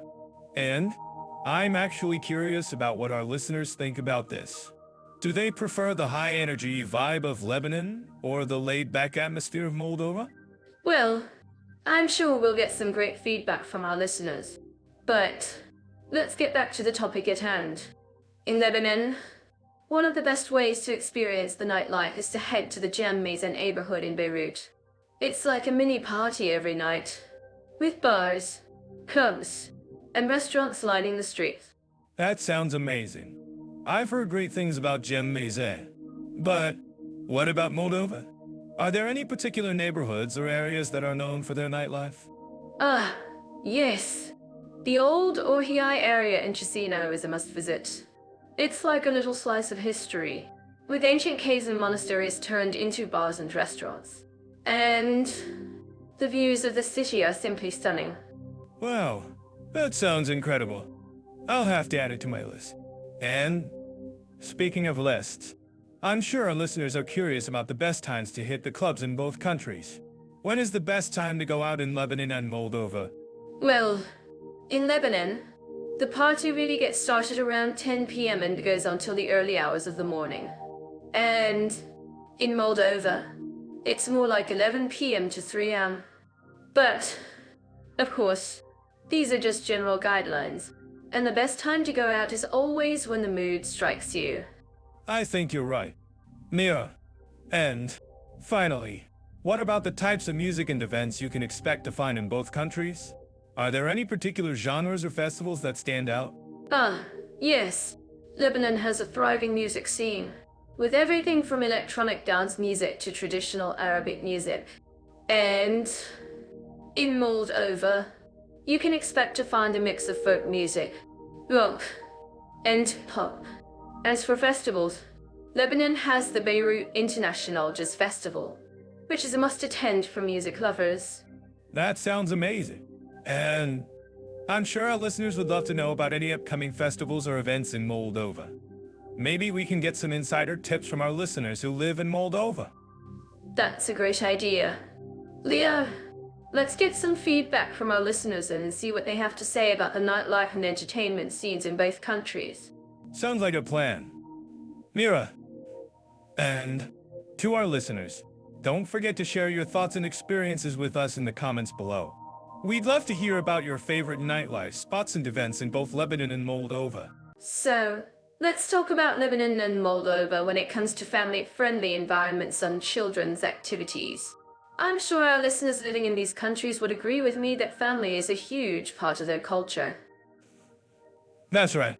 In Lebanon, family gatherings are a big deal. They have these amazing parks like the Beirut waterfront, where families can enjoy a picnic or a walk along the sea. And, of course, there's the famous Hammer Street, which is like a playground for kids, with its vibrant atmosphere and street performers. Oh, I love Hammer Street. And did you know that in Lebanon, they have a whole pro called Family Day where families can enjoy free activities and events together? It's like a big celebration of family and community. Wow, that sounds amazing. In Moldova, they also have a strong emphasis on family and community. Did you know that in Chisinau, they have a beautiful park called the Central Park, which is perfect for families to spend time together? Yes. I've heard great things about the Central Park in Chisinau, and I'm curious. Leo, have you ever been to a traditional Moldovan festival, like the Festival au National DF Core, which celebrates Moldovan culture and traditions? Actually, I have. And it was an incredible experience. They had all these traditional dances and music, and the kids were even participating in the festivities. It was so heartwarming to see families coming together to celebrate their culture. That sounds like an amazing experience. I'm sure our listeners would love to know more about it. And speaking of festivals, in Lebanon, they have this huge festival called the Beirut International Festival, which showcases music, dance, and theater from all over the world. Wow, that sounds like a dream come true. I'm sure our listeners would love to attend that festival. And did you know that in Moldova, they have a special program called the National Program for the Development of Children and Family, which aims to improve the well-being of children and families? Oh, yes. I've heard about that program, and I think it's great that they're prioritizing the development of children and families. In Lebanon, they also have a strong focus on education, with programs like the Lebanese University's Faculty of Education, which aims to improve the quality of education in the country. That's amazing. Education is such an important part of a child's development. And did you know that in Moldova, they have a special museum called the National Museum of the Republic of Moldova, which has a whole section dedicated to children's exhibits and activities. Oh, that sounds like a great resource for families. I'm sure our listeners would love to know more about it. And speaking of museums, in Lebanon, they have this amazing museum called the Cellar Museum, which has a collection of art and artifacts from all over the world. Wow, that sounds incredible. I'm sure our listeners would love to visit that museum. And did you know that in Moldova, they have a special program called the Moldova for Children program, which aims to provide support and resources to families with children. Ah, yes. I've heard about that program. And I think it's great that they're prioritizing the well-being of children and families. In Lebanon, they also have a strong focus on community service, with programs like the Lebanese Red Cross, which provides emergency services and support to families in need. That's amazing. Community service is such an important part of building strong families and communities. And did you know that in Moldova, they have a special tradition called the Moldovan family tradition, which involves passing down stories and customs from generation to generation. Ah, yes. I've heard about that tradition. And I think it's great that they're preserving their cultural heritage. In Lebanon, they also have a strong emphasis on storytelling, with programs like the Lebanese Storytelling Festival, which celebrates the art of storytelling. Wow, that sounds like a great way to preserve their cultural heritage. And did you know that in Moldova, they have a special museum called the Museum of the History of the Republic of Moldova, which has a collection of artifacts and exhibits that showcase the country's history and culture? Ah, yes. I've heard about that museum. And I think it's great that they're preserving their history and culture. And speaking of culture, in Lebanon, they have this amazing tradition called the Lebanese coffee culture, which involves sharing coffee and stories with family and friends. Ah, yes. I've heard about that tradition. And I think it's great that they're preserving their cultural heritage. In Moldova, they also have a strong emphasis on traditional music and dance, with programs like the Moldovan Folk Dance Ensemble, which performs traditional dances from all over the country. That's amazing. Traditional music and dance are such an important part of any culture. And did you know that in Lebanon, they have a special program called the Lebanese Family Support Program, which aims to provide support and resources to families in need. Ah, yes. I've heard about that program. And I think it's great that they're prioritizing the well-being of families. In Moldova, they also have a strong focus on education, with programs like the Moldovan National University, which offers programs in education and child development. That's amazing. Education is such an important part of a child's development. And did you know that in Lebanon, they have a special museum called the Museum of Lebanese History, which has a collection of artifacts and exhibits that showcase the country's history and culture. Ah, yes. I've heard about that museum. And I think it's great that they're preserving their history and culture. In Moldova, they also have a special program called the Moldovan Family Education Program, which aims to provide education and support to families with children. That's amazing. Education and support are such an important part of building strong families and communities. And speaking of education, in Lebanon, they have this amazing program called the Lebanese Education for All program, which aims to improve the quality of education in the country. Wow, that sounds like a great initiative. I'm sure our listeners would love to know more about it. And did you know that in Moldova, they have a special tradition called the Moldovan Family Gathering, which involves coming together with family and friends to celebrate special occasions? Ah, yes. I've heard about that tradition. And I think it's great that they're prioritizing family time. In Lebanon, they also have a strong emphasis on community service, with programs like the Lebanese Red Cross, which provides emergency services and support to families in need. That's amazing. Community service is such an important part of building strong families and communities. And did you know that in Moldova, they have a special program called the Mole? So, let's talk about Lebanon and Moldova, two countries that are often overlooked when it comes to LGBT-friendly atmospheres. But I'm to share with you some amazing stories and experiences from both countries. That's right. Mira, Lebanon, in particular, has made significant strides in recent years when it comes to LGBT rights. The city of Beirut is home to a thriving LGBT community, with many bars, clubs, and cafes that cater specifically to the LGBT crowd. Yes. And did you know that Lebanon was one of the first countries in the Middle East to legalize same-sex marriage? It's a huge step forward for the region, and it's amazing to see how the community has come together to support each other. That's incredible. And it's not just about the laws and regulations. Mira, the cultural attitude towards LGBT individuals in Lebanon is also changing. I've spoken to many locals who are proud to support their LGBT friends and family members. I'm sure that our listeners living in Lebanon would agree with me. It's a country that is known for its diversity and inclusivity, and it's wonderful to see that attitude reflected in the LGBT community. Absolutely. And Moldova, on the other hand, has a more complex history when it comes to LGBT rights. However, in recent years, there has been a growing movement towards greater acceptance and inclusivity. That's right. Leo! And it's amazing to see how the community has come together to support each other, despite the challenges they face. I've heard stories of LGBT individuals in Moldova who have been able to find acceptance and support in their local communities. Wow, that's really inspiring. Mira, and it's a great reminder that even in countries with more conservative attitudes, there is still a strong desire for inclusivity and acceptance. Exactly. And I think that's what makes this conversation so important. We need to celebrate the progress that has been made, but also acknowledge the challenges that still exist. Absolutely.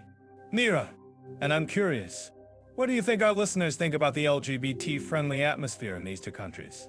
Well, I think it's interesting to note that both Lebanon and Moldova are a long way to go when it comes to fully accepting and embracing the LGBT community. But, at the same time, it's heartening to see the progress that has been made. That's a great point, Mira. And I think it's also worth noting that both countries have a rich history and culture that is worth celebrating. From the ancient ruins of Lebanon to the stunning natural beauty of Moldova, there's so much to explore and discover. Yes. And I think that's what makes this conversation so valuable. We can learn so much from each other, and by celebrating our differences, we can create a more inclusive and accepting world. Absolutely. Mira. And I'm sure that our listeners would agree with us. After all, as the great saying goes, love is love, no matter where you are in the world. Well said, Leo. And I think that's a great note to end on. Thanks for joining me on this journey through the LGBT-friendly atmosphere of Lebanon and Moldova. The pleasure is all mine. Mira, and I hope our listeners have enjoyed this conversation as much as I have. And don't forget to check out our next episode, where we'll be exploring the topic of family-friendly environments in both countries. Can't wait. Mira. I'm curious.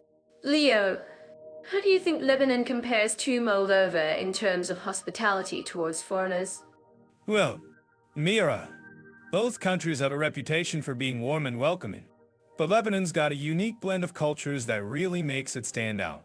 I mean, have you ever walked through the souks in Beirut and been greeted with a warm smile and a cup of coffee? That's exactly what I'm talking about. And I think it's because of the cultural mix you've got the French, the Christians, and the Muslims all living together in this tiny country. It's like one big, happy family. Exactly.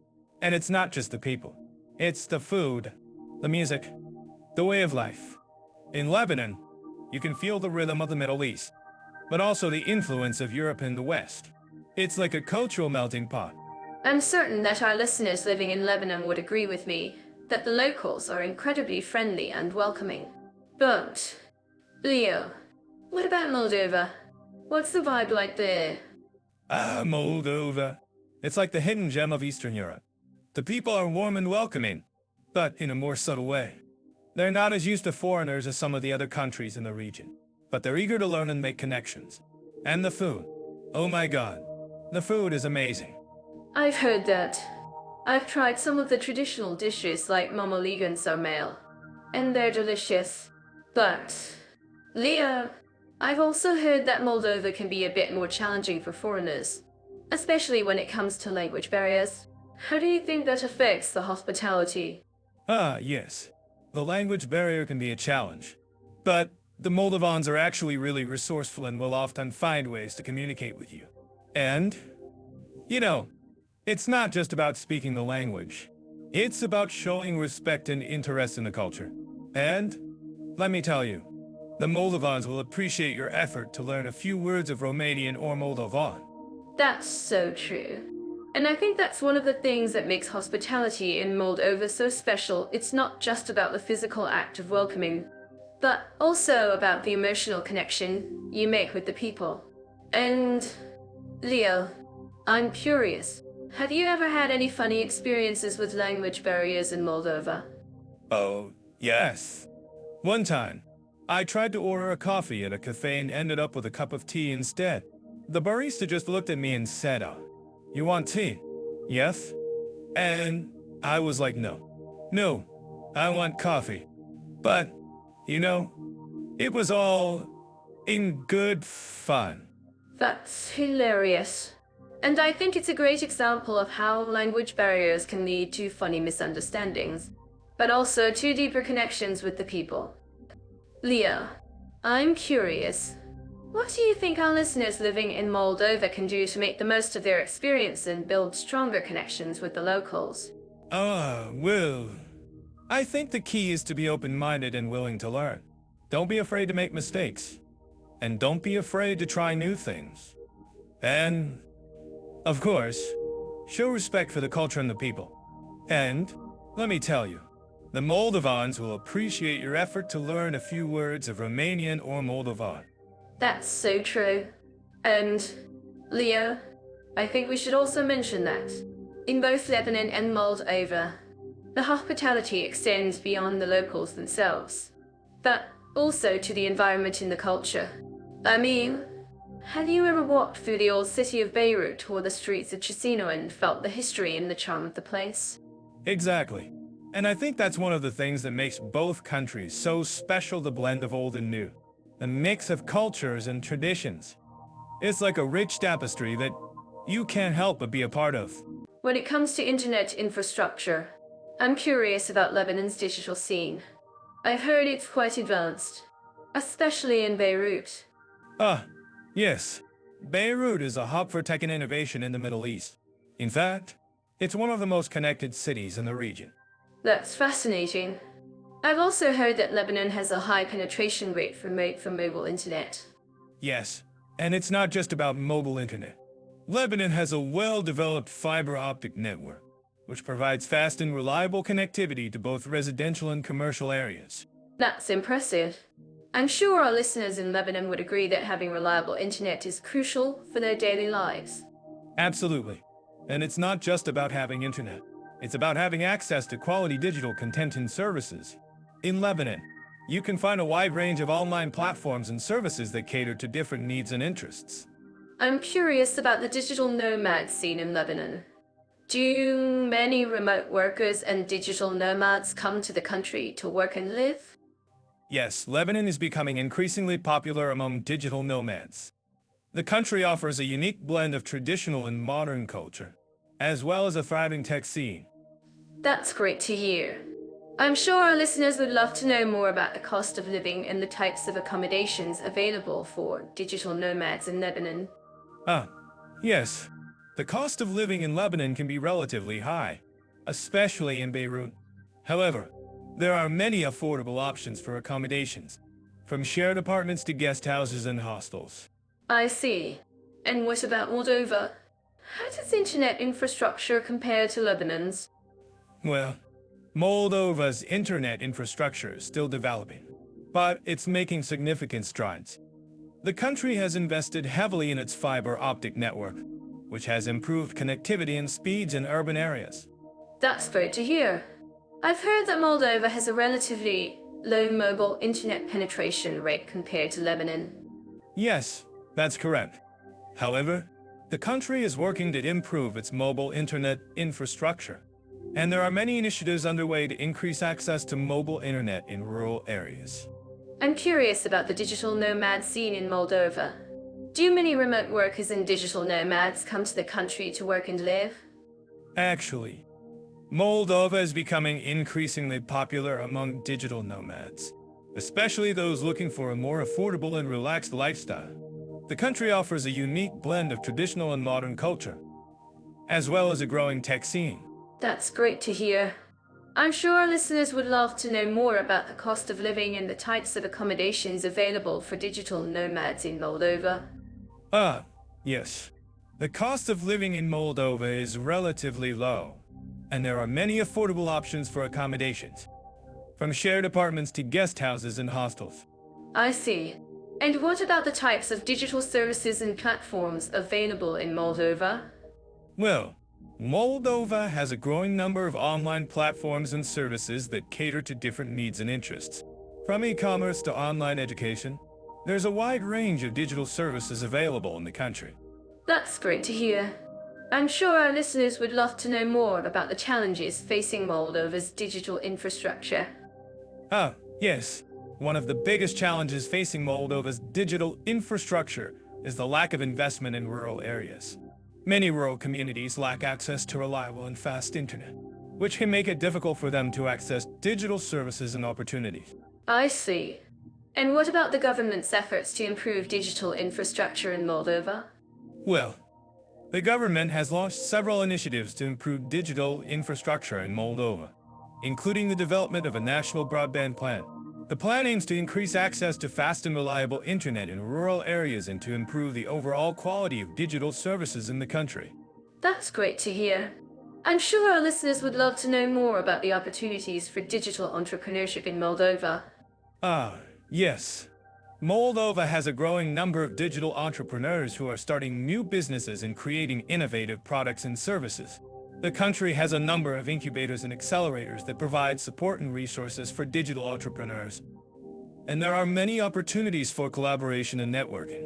That's great to hear. I'm sure our listeners would love to know more about the digital nomad community in Moldova. Yes. The digital nomad community in Moldova is still growing, but it's becoming increasingly popular among remote workers and digital nomads. The country offers a unique blend of traditional and modern culture, as well as a growing tech scene, making it an attractive destination for digital nomads. I see. And what about the types of accommodations available for digital nomads in Moldova? Yes. Moldova has a wide range of accommodations available for digital nomads, from shared apartments to guest houses and hostels. The country is also home to a number of co-working spaces and digital hubs that provide a supportive community for remote workers and digital nomads. That's great to hear. I'm sure our listeners would love to know more about the cost of living in Moldova. Yes. The cost of living in Moldova is relatively low, and there are many affordable options for accommodations and food. The country also has a number of free, low-cost cultural attractions and activities, making it an attractive destination for digital nomads on a budget. I see. And what about the types of digital services and platforms available in Moldova? Well, Moldova has a growing number of online platforms and services that cater to different needs and interests. From e-commerce to online education, there's a wide range of digital services available in the country. That's great to hear. I'm sure our listeners would love to know more about the challenges facing Moldova's digital infrastructure. Yes. One of the biggest challenges facing Moldova's digital infrastructure is the lack of investment in rural areas. Many rural communities lack access to reliable and fast internet, which can make it difficult for them to access digital services and opportunities. I see. And what about the government's efforts to improve digital infrastructure in Moldova? Well, the government has launched several initiatives to improve digital infrastructure in Moldova, including the development of a national broadband plan, The plan aims to increase access to fast and reliable internet in rural areas and to improve the overall quality of digital services in the country. That's great to hear. I'm sure our listeners would love to know more about the opportunities for digital entrepreneurship in Moldova. Ah, yes. Moldova has a growing number of digital entrepreneurs who are starting new businesses and creating innovative products and services. The country has a number of incubators and accelerators that provide support and resources for digital entrepreneurs. And there are many opportunities for collaboration and networking. That's great to hear. I'm on to share our next topic. Shopping opportunities and price-performance balance into countries. Lebanon and Moldova. Let's start with Lebanon, known for its vibrant markets and bustling streets. You can find everything from golden jewelry to spices and sweets in the souks of Beirut. Ah, the south of Beirut, a shopper's paradise. I've heard that the gold market is particularly famous for its high-quality gold and competitive prices. But, Mira, I'm curious. How does one navigate these crowded markets and find the best deals? Well, Leo, that's a great question. In Lebanon, it's all about bargaining and negotiating prices. The more you haggle, the better the deal you'll get. And, of course, always be prepared to walk away if you don't like the price. Ah, I love a good challenge. And speaking of challenges, I've heard that shopping in Lebanon can be a bit overwhelming, especially for tourists. But, Mira, what about the shopping malls in Beirut? Do they offer a more relaxed shopping experience? Ah, yes. The malls in Beirut are definitely a more modern and luxurious experience. You can find all the big international brands, as well as local designers and artisans. And, of course, the prices are much higher than in the south. But the quality is also much better. I see. So, it's all about finding the right balance between price and quality. And, Mira, I'm curious, how does Moldova compare to Lebanon in terms of shopping opportunities?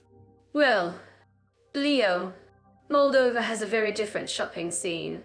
While Lebanon is known for its vibrant markets and shopping malls, Moldova is more focused on traditional markets and bazaars. But, despite the lack of modern shopping malls, Moldova has a rich tradition of handmade crafts and textiles. Ah, I see. So, it's all about discovering the hidden gems and unique shopping experiences in Moldova. And, Mira, what about the prices? Are they more affordable in Moldova compared to Lebanon? Ah, yes. The prices in Moldova are definitely more affordable. You can find beautiful handmade crafts and textiles at very reasonable prices.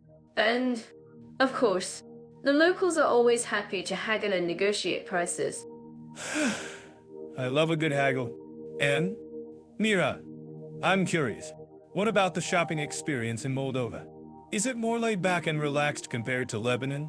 Oh, yes. The shopping experience in Moldova is definitely more laid back and relaxed. The markets and bazaars are often smaller and more intimate, and the locals are always happy to chat and share stories. I see. So, it's all about experiencing the local culture and traditions in Moldova. And, Mira, what about the shopping scene in both countries? Are there any common themes or trends that you've noticed? Yes. Despite the differences in shopping scenes, there are definitely some common themes and trends that I've noticed. Both countries value tradition and craftsmanship, and both countries have a rich history of handmade crafts and textiles. I see. So, it's all about preserving the traditional crafts and textiles in both countries. And, Mira, I'm curious, what about the role of shopping in both countries? Is it a major part of the economy and culture? Yes. Shopping is a major part of the economy and culture in both countries. In Lebanon, shopping is a key part of the tourist industry. And in Moldova, shopping is a key part of the local economy. I see. So I think that we can conquer that. So it's all about supporting the local economy and culture in both countries. And, Mira, I'm curious. What about the shopping opportunities for tourists in both countries? Are there any tips or recommendations that you can share? Yes. As a tourist, it's always a good idea to try to shop at local markets and bazaars, where you can find unique and authentic souvenirs. And, of course, always be prepared to haggle and negotiate prices. I love a good haggle. And, Mira, I'm curious. What about the shopping scene in both countries? Is it changing or evolving in any way? Ah, yes. The shopping scene in both countries is definitely changing and evolving. In Lebanon, there's a growing trend towards modern and luxurious shopping malls, while in Moldova, there's a growing trend towards online shopping and e-commerce. Ah, I see. So, it's all about adapting to the changing times and trends in both countries. And, Mira, I'm curious. What about the role of technology in shopping in both countries? Is it playing a major role? Ah, yes. Technology is playing a major role in shopping in both countries. In Lebanon, online shopping is becoming increasingly popular. And in Moldova, e-commerce is also on the rise. I see. So, it's all about embracing the digital age and online shopping in both countries. And, Mira, I'm curious. What about the shopping experience for locals in both countries? Is it different from the shopping experience for tourists? Yes. The shopping experience for locals in both countries is definitely different from the shopping experience for tourists. Locals often have a more intimate and relaxed shopping experience, while tourists often have a more fast-paced and stressful shopping experience. I see. So it's all about understanding the local culture and traditions in both countries. And, Mira, I'm curious. What about the shopping opportunities for women in both countries? Are there any specific products or services that are popular among women? Yes. As a woman, I can attest to the fact that shopping is a major part of the culture in both countries. In Lebanon, women often shop for luxury goods and designer clothing, while in Moldova, women often shop for traditional crafts and textiles. I see. So, it's all about finding the right balance between luxury and tradition in both countries. And, Mira, I'm curious. What about the shopping experience for children in both countries? Are there any specific products or services that are popular among children? Yes. Shopping for children is a major part of the culture in both countries. In Lebanon, children often shop for toys and games, while in Moldova, children often shop for traditional toys and crafts. I see. So, it's all about finding the right balance between traditional and modern toys and crafts in both countries. And, Mira, I'm curious. What about the shopping opportunities for people with disabilities in both countries? Are there any specific products or services that are accessible to people with disabilities? Yes. Shopping for people with disabilities is a major part of the culture in both countries. In Lebanon, there are many shopping malls and stores that are wheelchair accessible, while in Moldova, there are many traditional markets and bazaar. I'm so to dive into the cultural events, festivals, and concert opportunities in Lebanon and Moldova. Both countries have a rich history and unique traditions that are reflected in their celebrations. That's right. Mira, Lebanon is known for its vibrant music scene, with a blend of traditional and modern styles. From the iconic Feruzi to the contemporary Arabic pop, there's something for everyone. And don't even get me started on the festivals. Lebanon's M.O.O. Festival, for example, is a UNESCO recognized event that celebrates the country's rich musical heritage. These insights could have been possible without Jet by referring to cultural trends. Well, I think Jet-Off AI is a great resource for learning about cultural events, but I'm sure our listeners would agree that experiencing them firsthand is the best way to appreciate the local culture. Absolutely. And speaking of experiencing the local culture, I'm curious about what our listeners think about the traditional Lebanese celebrations, such as the Eid al-Fitr and Eid al-Adha. Have you guys ever participated in a traditional Lebanese celebration? Well, I think it's great that you're encouraging our listeners to participate in cultural events. In Moldova, We have a similar tradition of celebrating the harvest season with festivals and concerts. That sounds amazing. I'd love to learn more about the Moldovan harvest festivals. Do you think they're similar to the Lebanese celebrations? Or are there any unique traditions that set them apart? Actually, the Moldovan harvest festivals are quite different from the Lebanese celebrations. In Moldova, we have a strong tradition of folk music and dance, which is reflected in the festivals and concerts. I'd love to learn more about that.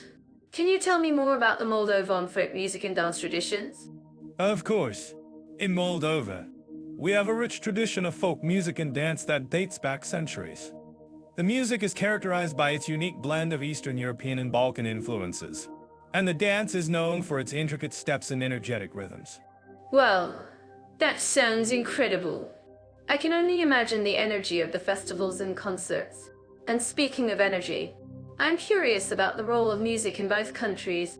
Do you think music plays a similar role in Lebanese and Moldovan culture?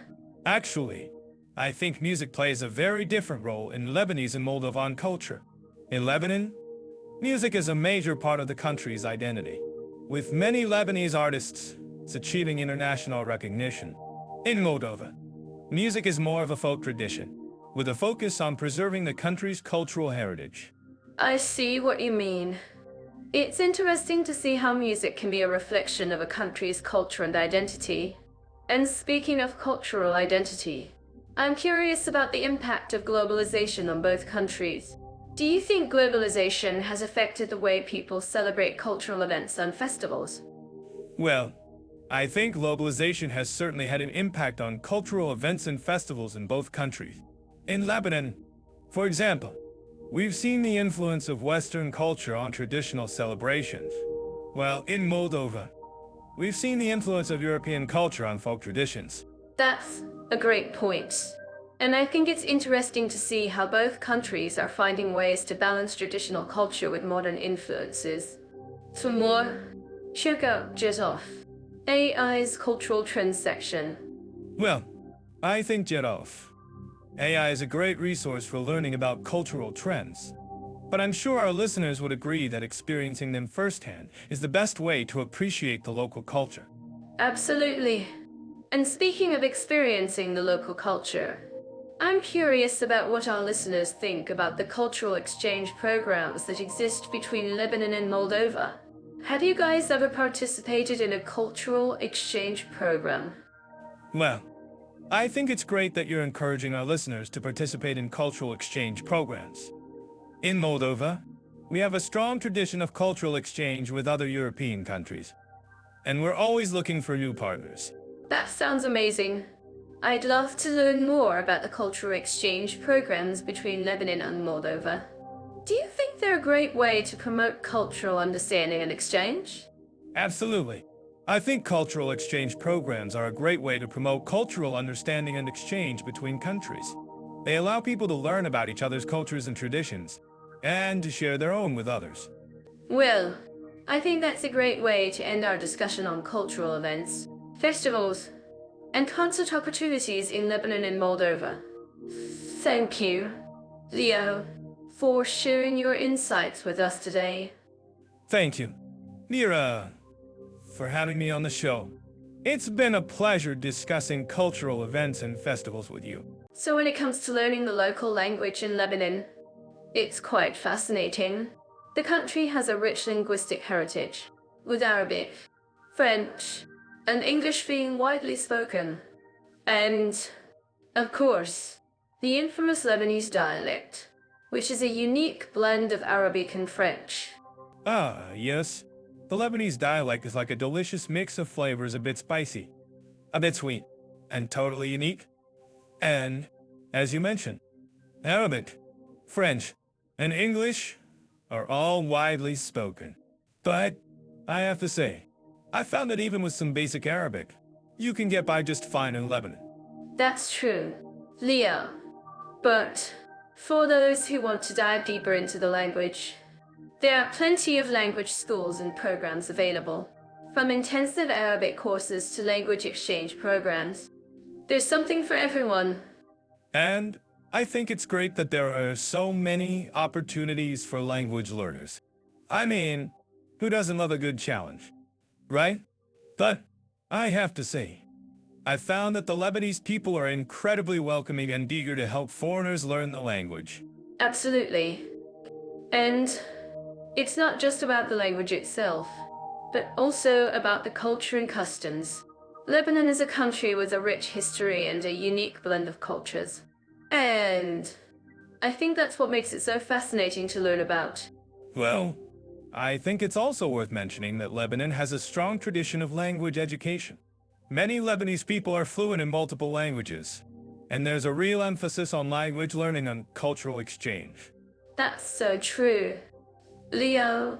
And I think it's also worth noting that Lebanon is a great place to practice your language skills. Whether it's haggling at the souk, ordering a falafel at a street food stall, or trying to navigate the complex public transportation system, there's always something to challenge you. Yes.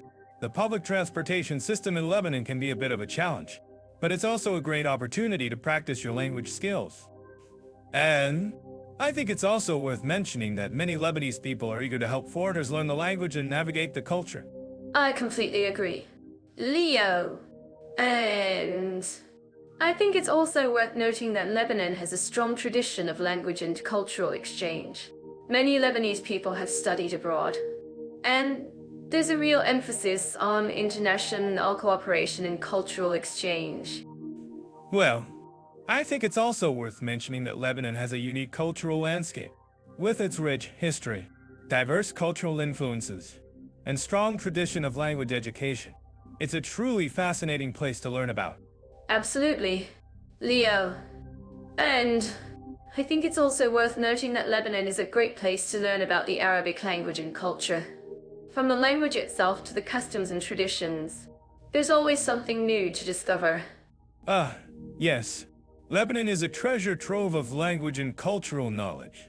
And I think it's also worth mentioning that many Lebanese people are eager to share their language and culture with foreigners. Well, I'm curious to hear from our listeners. Have any of you had any experiences with learning the Arabic language in Lebanon? Do you have any tips or recommendations for language learners? Yes. And I'm also curious to hear from our listeners. Have any of you had any experiences with learning the language in Moldova? Do you have any tips or recommendations for language learners? Well, I think we're getting a bit ahead of ourselves, Leo.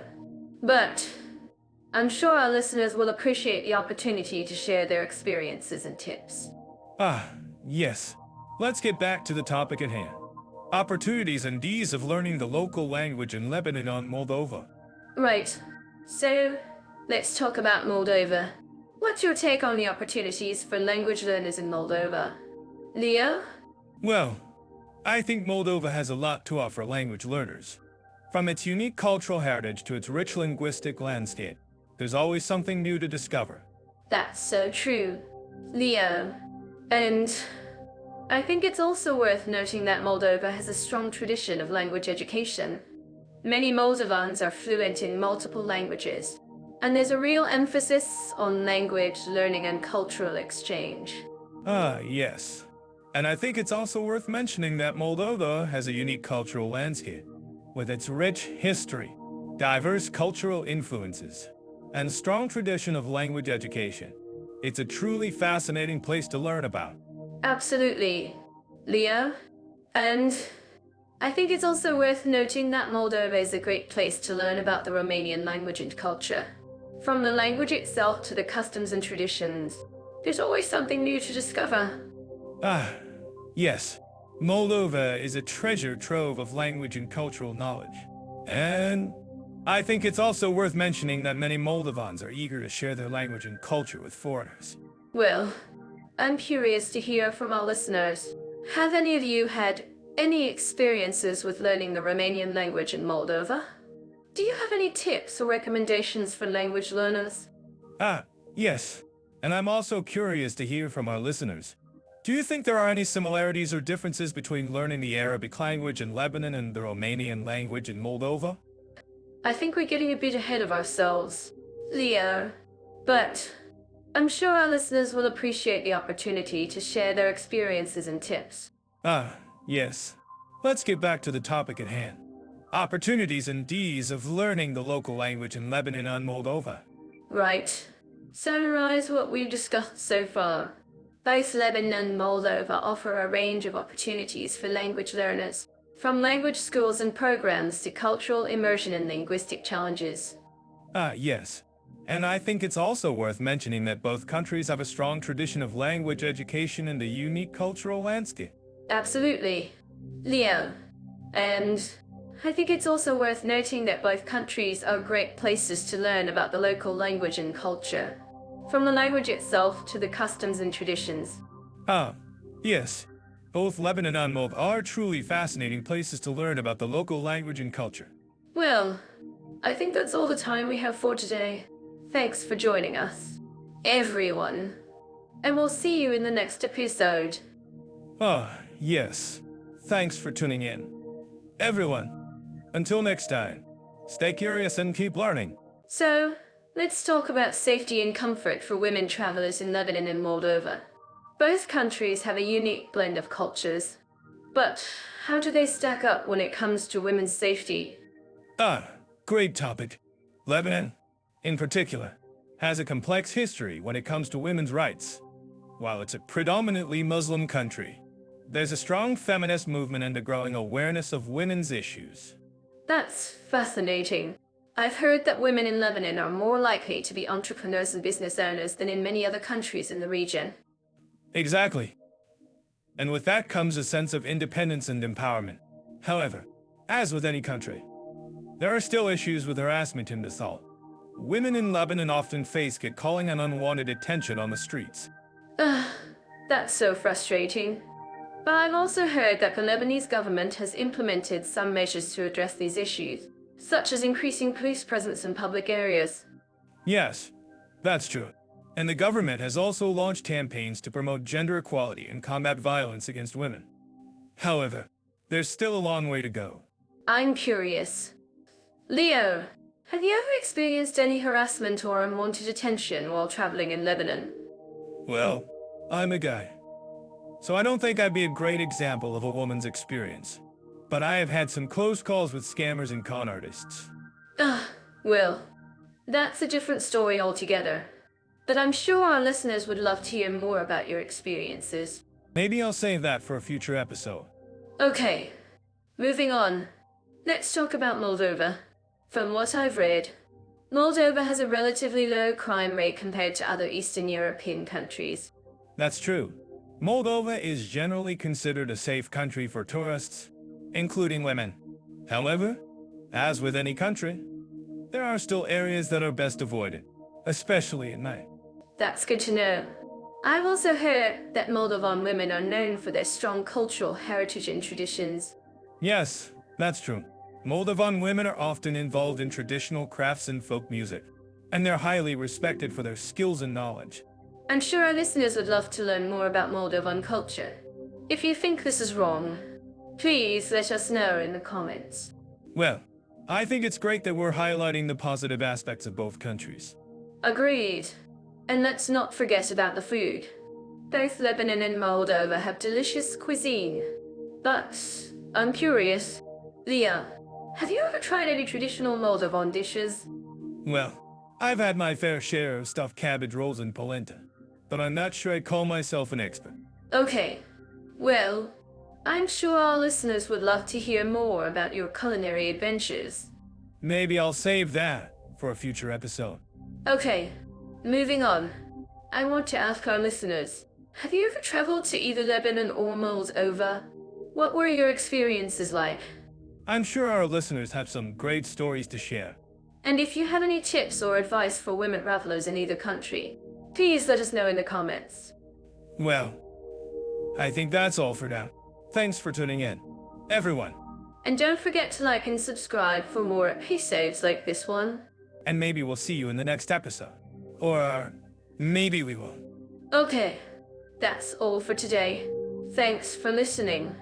Everyone, I'm curious about the legal system in Lebanon. Do you think it's one of the most complex in the region? That's a great question. Nero, Lebanon's legal system is indeed unique, with a blend of civil law, common law, and Islamic law. It's like a delicious kebab, with different flavors mixed together. That's a great analogy. Leo, but seriously, how does this blend of laws affect individual rights and freedoms in Lebanon? Well, for instance, the Lebanese constitution guarantees freedom of speech and assembly. But, in practice, there are limitations. The government has been known to crack down on protests and demonstrations, especially if they're deemed sectarian or political. That's interesting. I'm actually curious about what our listeners think about this. Do you think the Lebanese government is doing enough to protect individual rights and freedoms? Oh, I'm sure our listeners have a lot to say about this.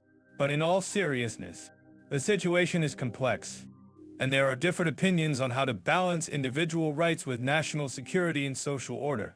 I agree. And what about the judiciary in Lebanon? How does it work? And how effective is it in upholding individual rights? The judiciary. Lebanon's judiciary is divided into civil and religious courts, with the civil courts handling most of the cases.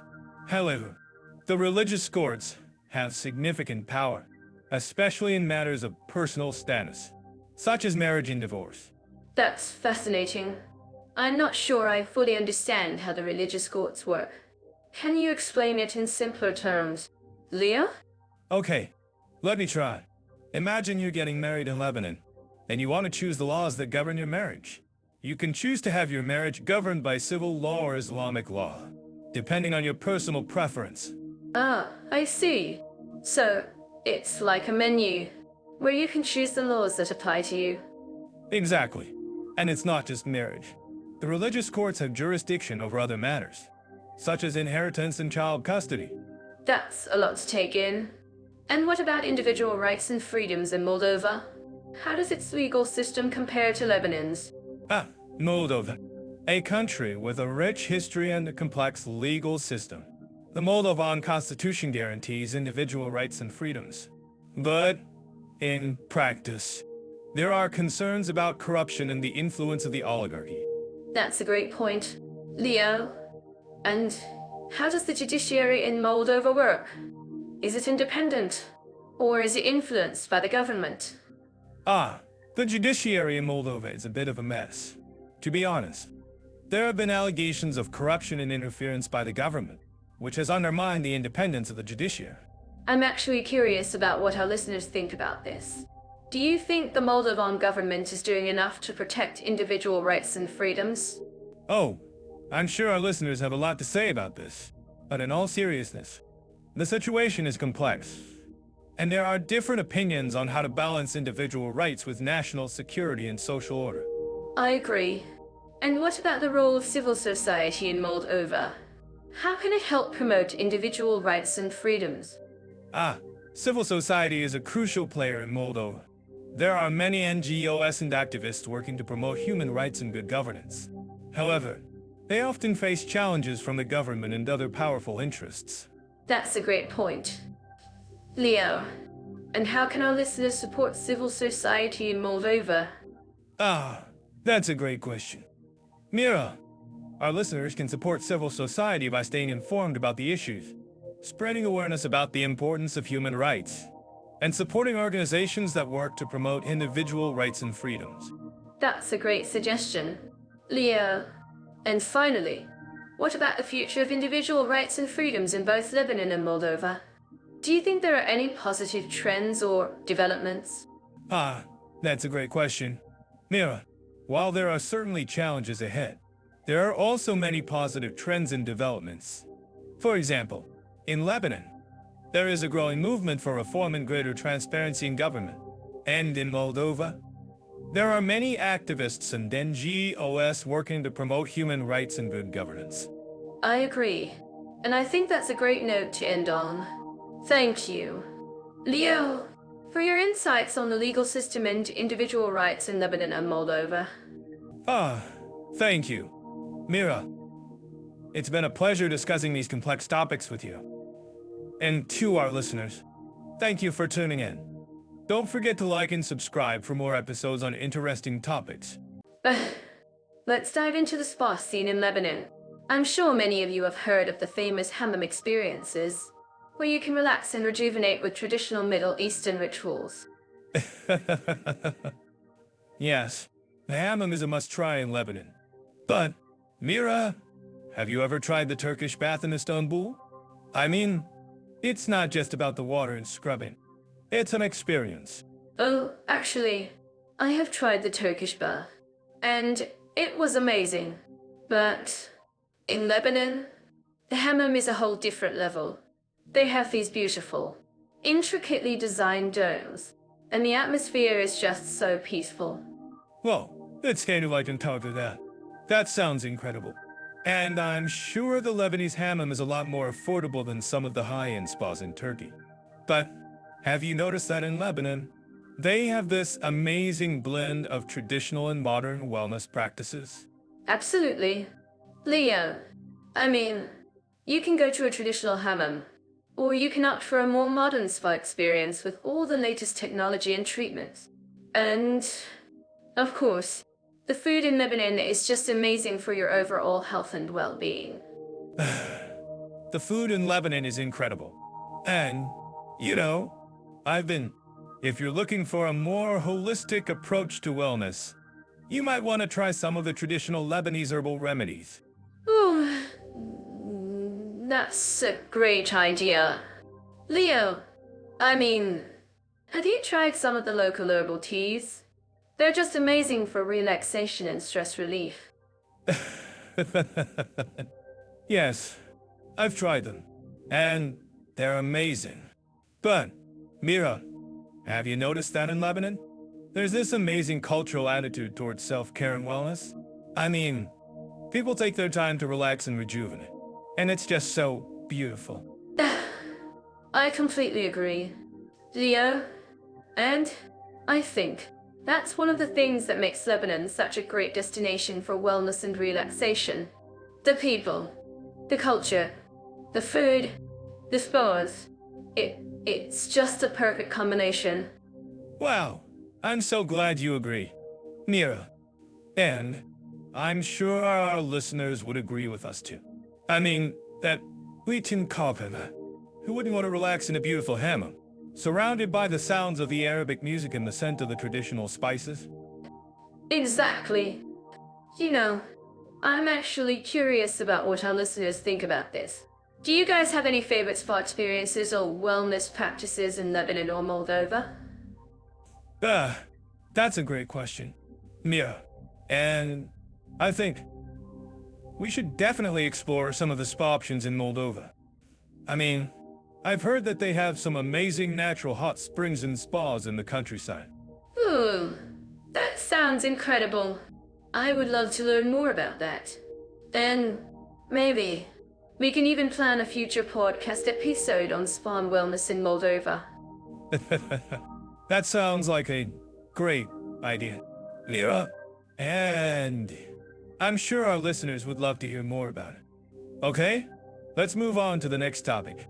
But before we do, I just want to say that I'm so grateful to be here with you, Mira, and to be able to share these amazing experiences with our listeners. Thank you. Leo, it's been an absolute pleasure to chat with you about spa and wellness in Lebanon and Moldova. And I'm sure our listeners will continue to enjoy these amazing experiences. Wow, I'm so glad we could share this conversation with our listeners.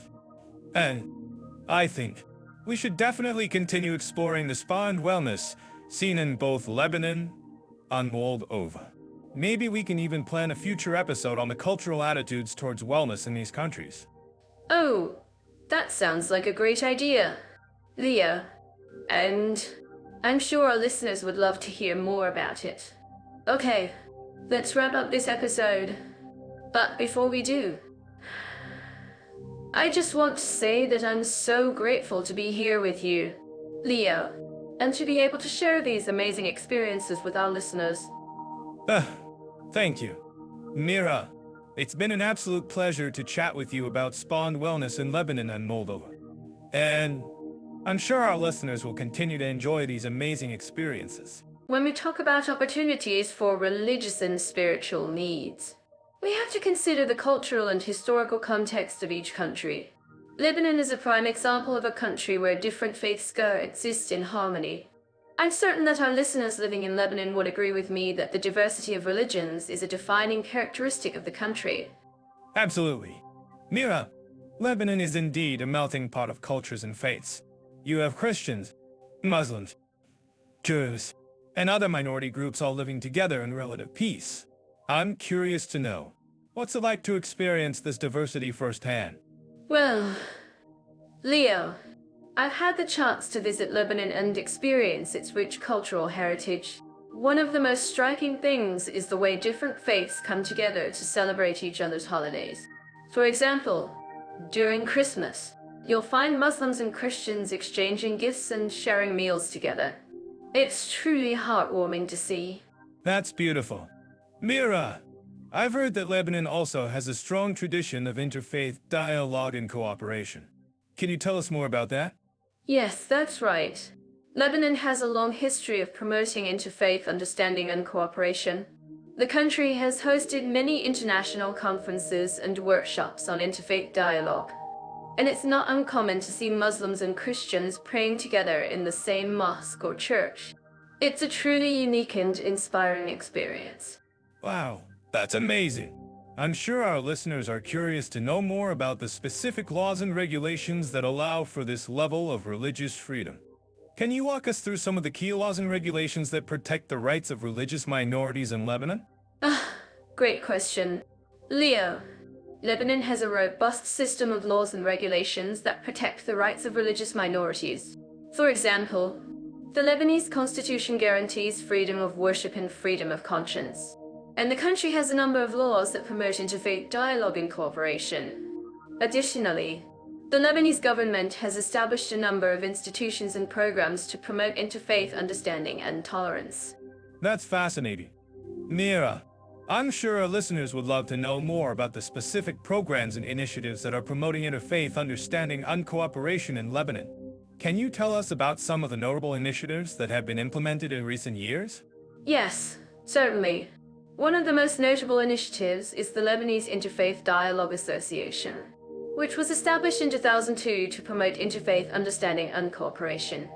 The association has organized numerous conferences and workshops on interfaith dialogue, and it has also established a number of programs to promote interfaith understanding and tolerance.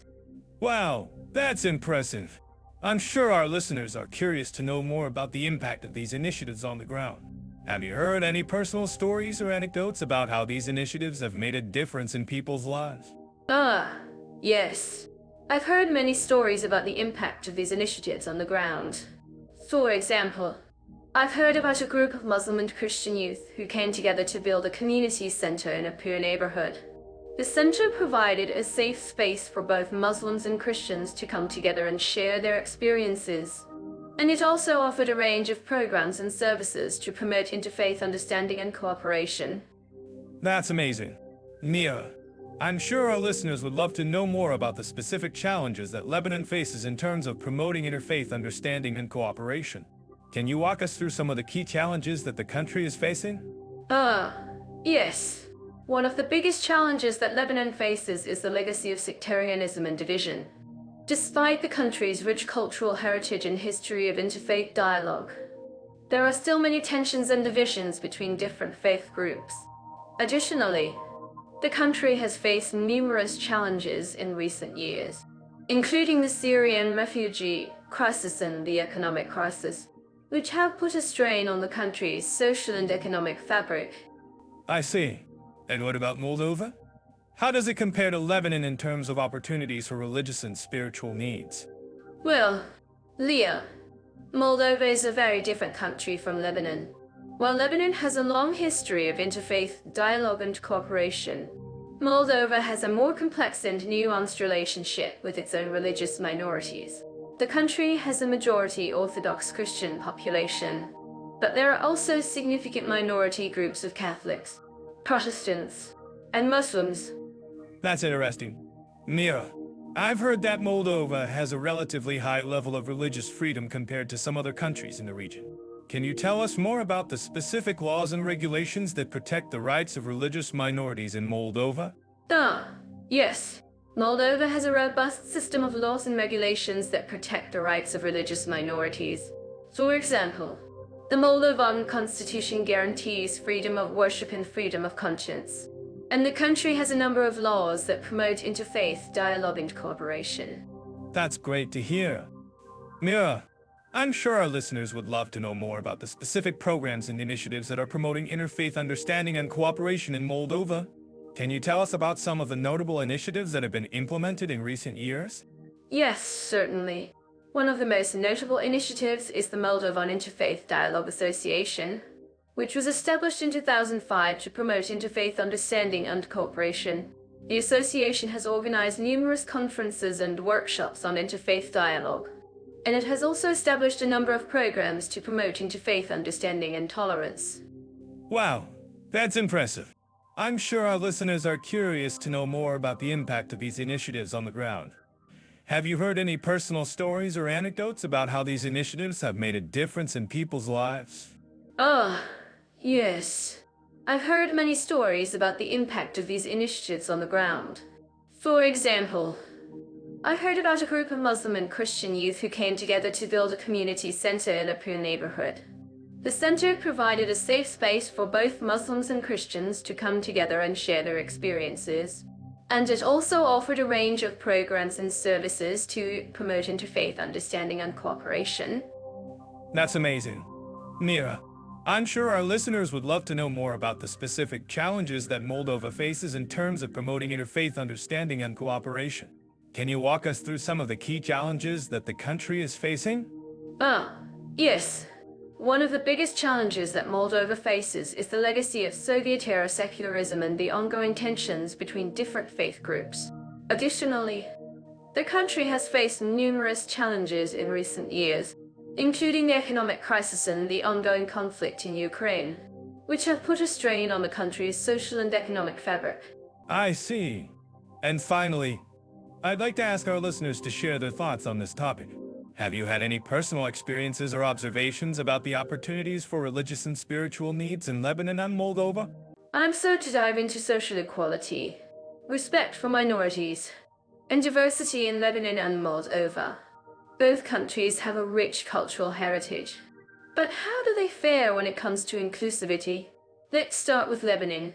I'm certain that all listeners living in this country would agree with me that diversity is a cornerstone of its society. From the vibrant streets of Beirut to the ancient history of Byblos, Lebanon is a melting pot of cultures. That's a great point.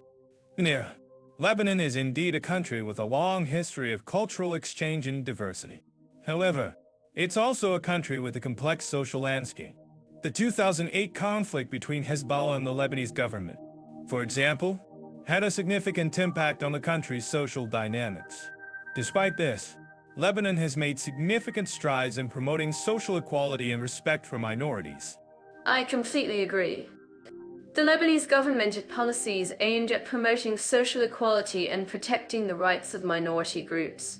For instance, the 2017 Lebanese parliamentary elections saw a record number of women elected to office. As our listeners may know, Lebanon still has a way to go in terms of implementing these policies effectively. Yes, Mira, and that's where Moldova comes in. Moldova has made significant strides in promoting social equality and respect for minorities, particularly in the areas of LGBTQ rights and disability rights. The country has implemented laws and policies aimed at protecting the rights of these groups, and there is a growing civil society movement advocating for further progress. That's fascinating. Leah, Moldova's history is also marked by cultural exchange and diversity. From the ancient Dacian civilization to the modern-day Moldovan folk traditions, the country has a rich cultural heritage. However, I'm curious, what about the relationship between Moldova's government and its minority groups? Has there been any notable progress or challenges in this area? Great question. Mira, Moldova's government has indeed made efforts to promote social equality and respect for minority groups. For example, the country has implemented laws aimed at protecting the rights of Roma and Ukrainian minority groups. However, there is still a long way to go in terms of implementing these policies effectively, particularly in rural areas. I see what you mean. Leo, it's not always easy to promote social equality and respect for minority groups, especially in rural areas where traditional attitudes can be more entrenched. But I'm curious, what about the role of civil society in promoting social equality and respect for minorities in Moldova? Have there been any notable initiatives or successes in this area? Yes, Mira. Civil society has played a crucial role in promoting social equality and respect for minorities in Moldova. For example, the country has a number of organizations advocating for the rights of LGBTQ individuals and people with disabilities. These organizations have been instrumental in raising awareness and pushing for policy change. That's great to hear. Leo, it's always heartening to see civil society playing a proactive role in promoting social equality and respect for minorities. And speaking of civil society, I'm curious, what about the role of social media in promoting social equality and respect for minorities in both Lebanon and Moldova? Has there been any notable impact or challenges in this area? Great question. Mira, social media has indeed played a significant role in promoting social equality and respect for minorities in both Lebanon and Moldova. However, it's also a double-edged sword.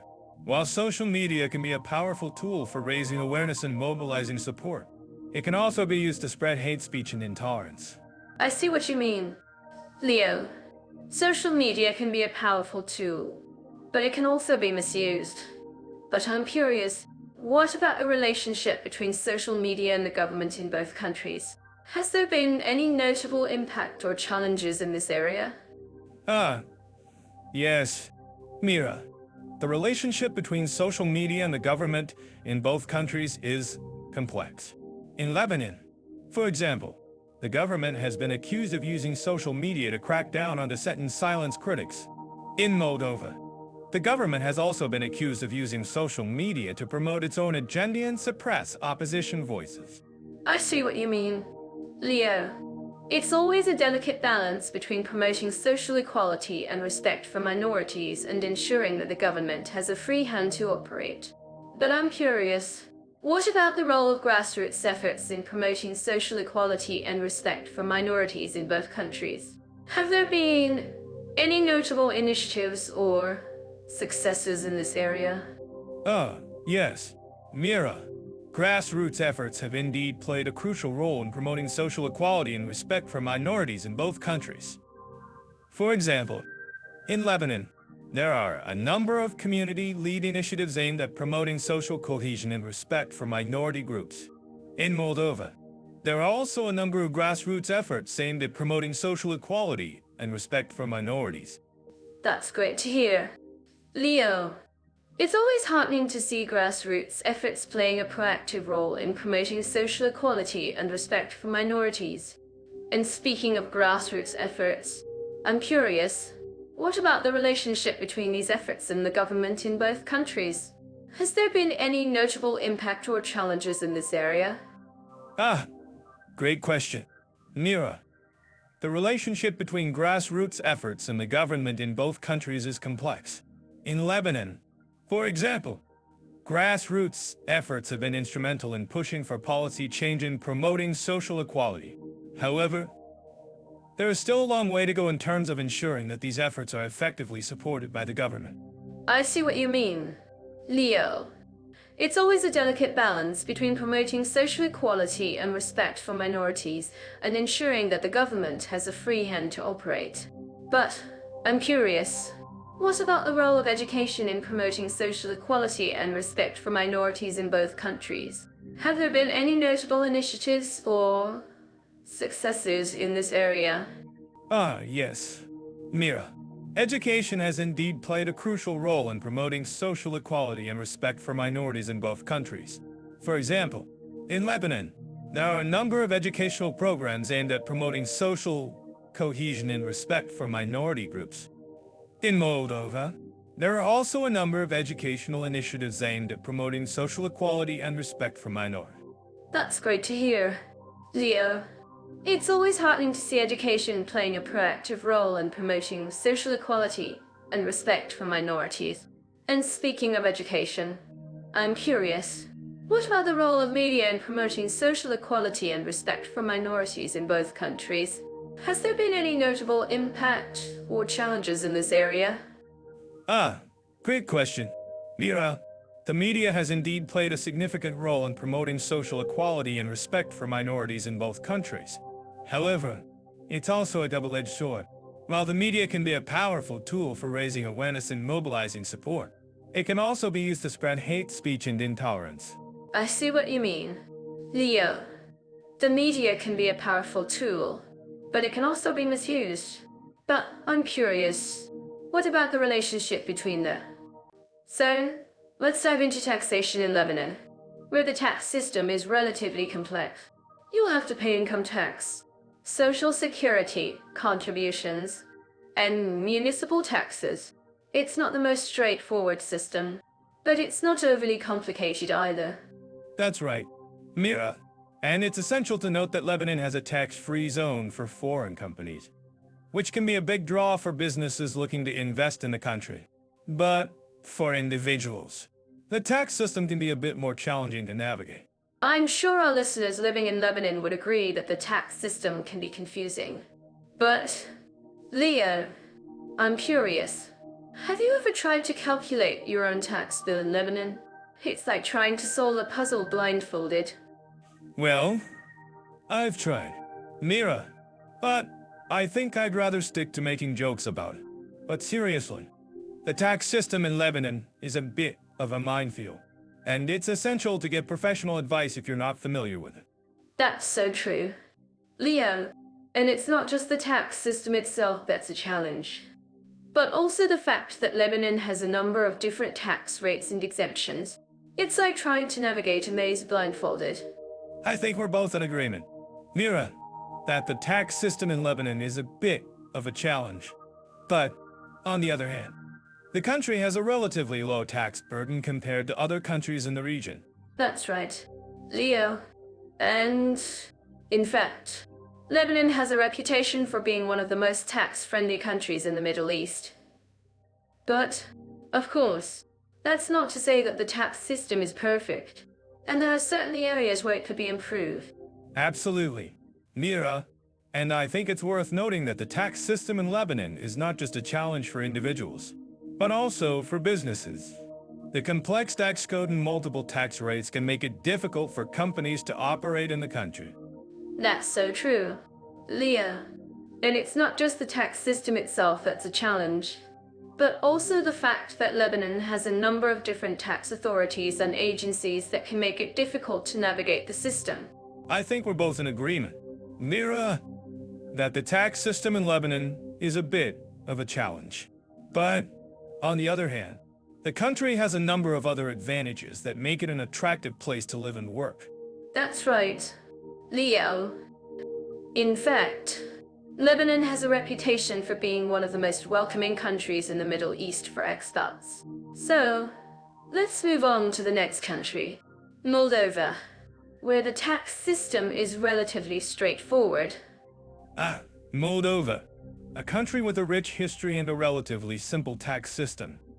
But, of course, that's not to say that the tax system in Moldova is perfect, and there are certainly areas where it could be improved. That's right, Leo. And, in fact, Moldova has a number of tax incentives that make it an attractive place to invest in the country. But, of course, that's not to say that the tax system in Moldova is perfect, and there are certainly areas where it could be improved. Absolutely. Mira, and I think it's worth noting that the tax system in Moldova is not just a challenge for individuals, but also for businesses. The relatively simple tax code and low tax rates can make it an attractive place for companies to operate in the country. That's so true, Leo.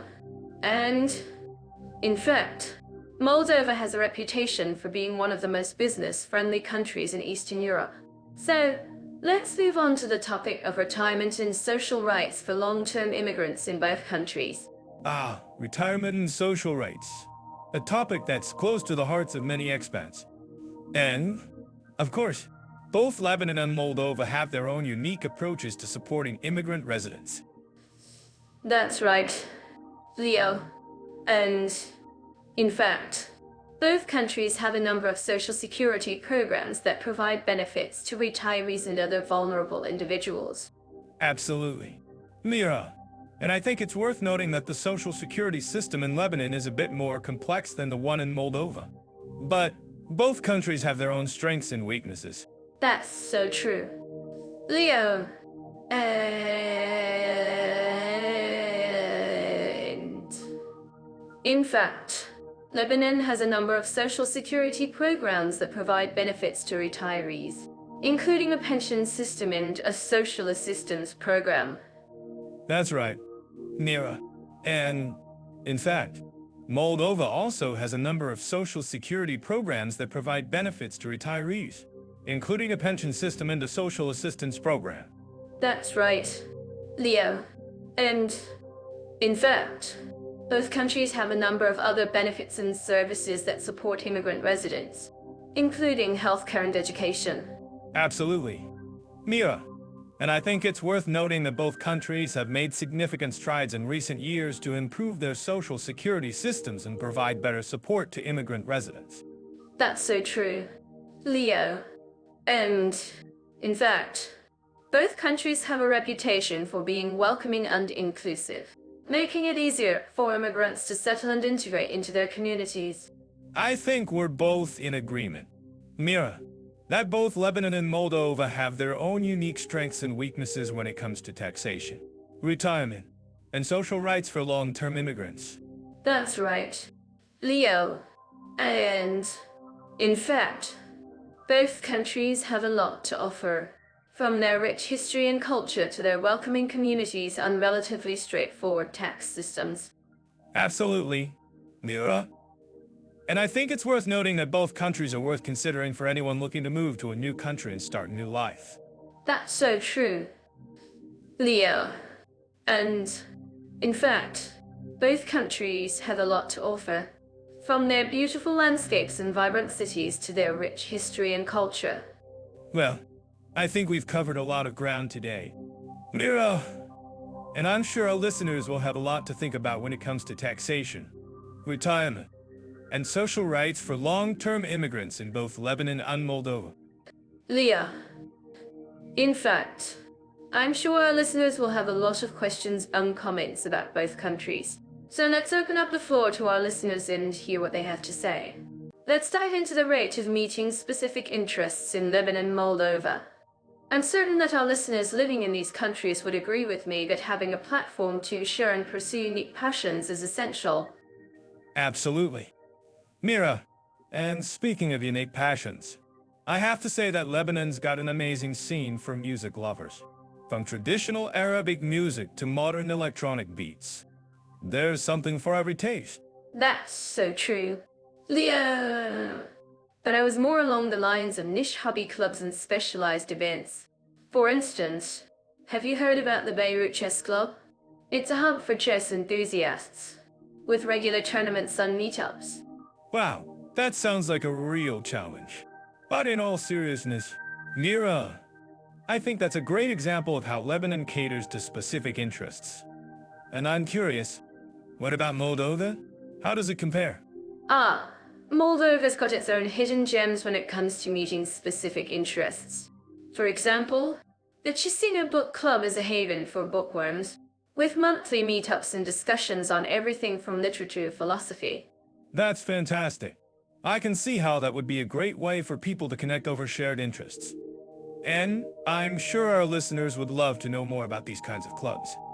If you think this is wrong, please let us know in the comments below. Don't worry, Leo. I'm sure our listeners will have plenty to say about this. But in all seriousness, I think it's great that both countries have platforms for people to share their passions. And I'm curious, have you ever been to a traditional Moldovan folk dance performance? I've heard they're absolutely stunning. Actually, Mira, I have been to one of those performances, and I have to say that it was an incredible experience. The energy and enthusiasm of the dancers were infectious, and I think that's a great example of how Moldova celebrates its cultural heritage through music and dance. Exactly. And I think that's something that both Lebanon and Moldova have in common, a rich cultural heritage that's worth exploring. But I have to ask, Leo, what about the food scene in both countries? Have you tried any of the local specialties? Oh, Mira, you know me too well. I've had my fair share of Lebanese and Moldovan cuisine, and I have to say that it's amazing. From the kibbeh and shawarma in Lebanon to the mamaliga and sarmale in Moldova, there's something for every palate. Huh. I'm glad you agree, Leo. And speaking of food, I've heard that both countries have a thriving food festival scene. Can you tell our listeners a bit more about that? Oh, yes. Both countries have some amazing food festivals throughout the year. For example, the Beirut Food Festival in Lebanon is a must-visit for any foodie, with its diverse range of local and international cuisine. That sounds incredible. And I'm sure our listeners would love to know more about the Moldovan food festival scene. I'm actually curious about what our listeners think about this if you've been to any of these festivals. Please share your experiences in the comments below. Huh. I'm sure we'll get some great feedback from our listeners. And I think that's a great way to wrap up our discussion on the rate of meeting specific interests in Lebanon and Moldova. Thanks for joining us, everyone. And don't forget to follow the Jetoff AI YouTube channel for more episodes like this. Absolutely. Leo. And before we go, I just want to say that I'm so grateful to have had the opportunity to share this topic with all of you. It's been an absolute pleasure, and I hope our listeners have enjoyed it as much as we have. Agreed, Mira. And to our listeners, thank you for tuning into this episode. We'll be back soon with more comparisons and discussions. So, stay tuned. And don't forget to hit that bell icon to catch our videos the moment they drop. We'd love to have you join us on this journey. Warmest wishes from us. And we'll see you in the next one. Until then, take care and see you soon.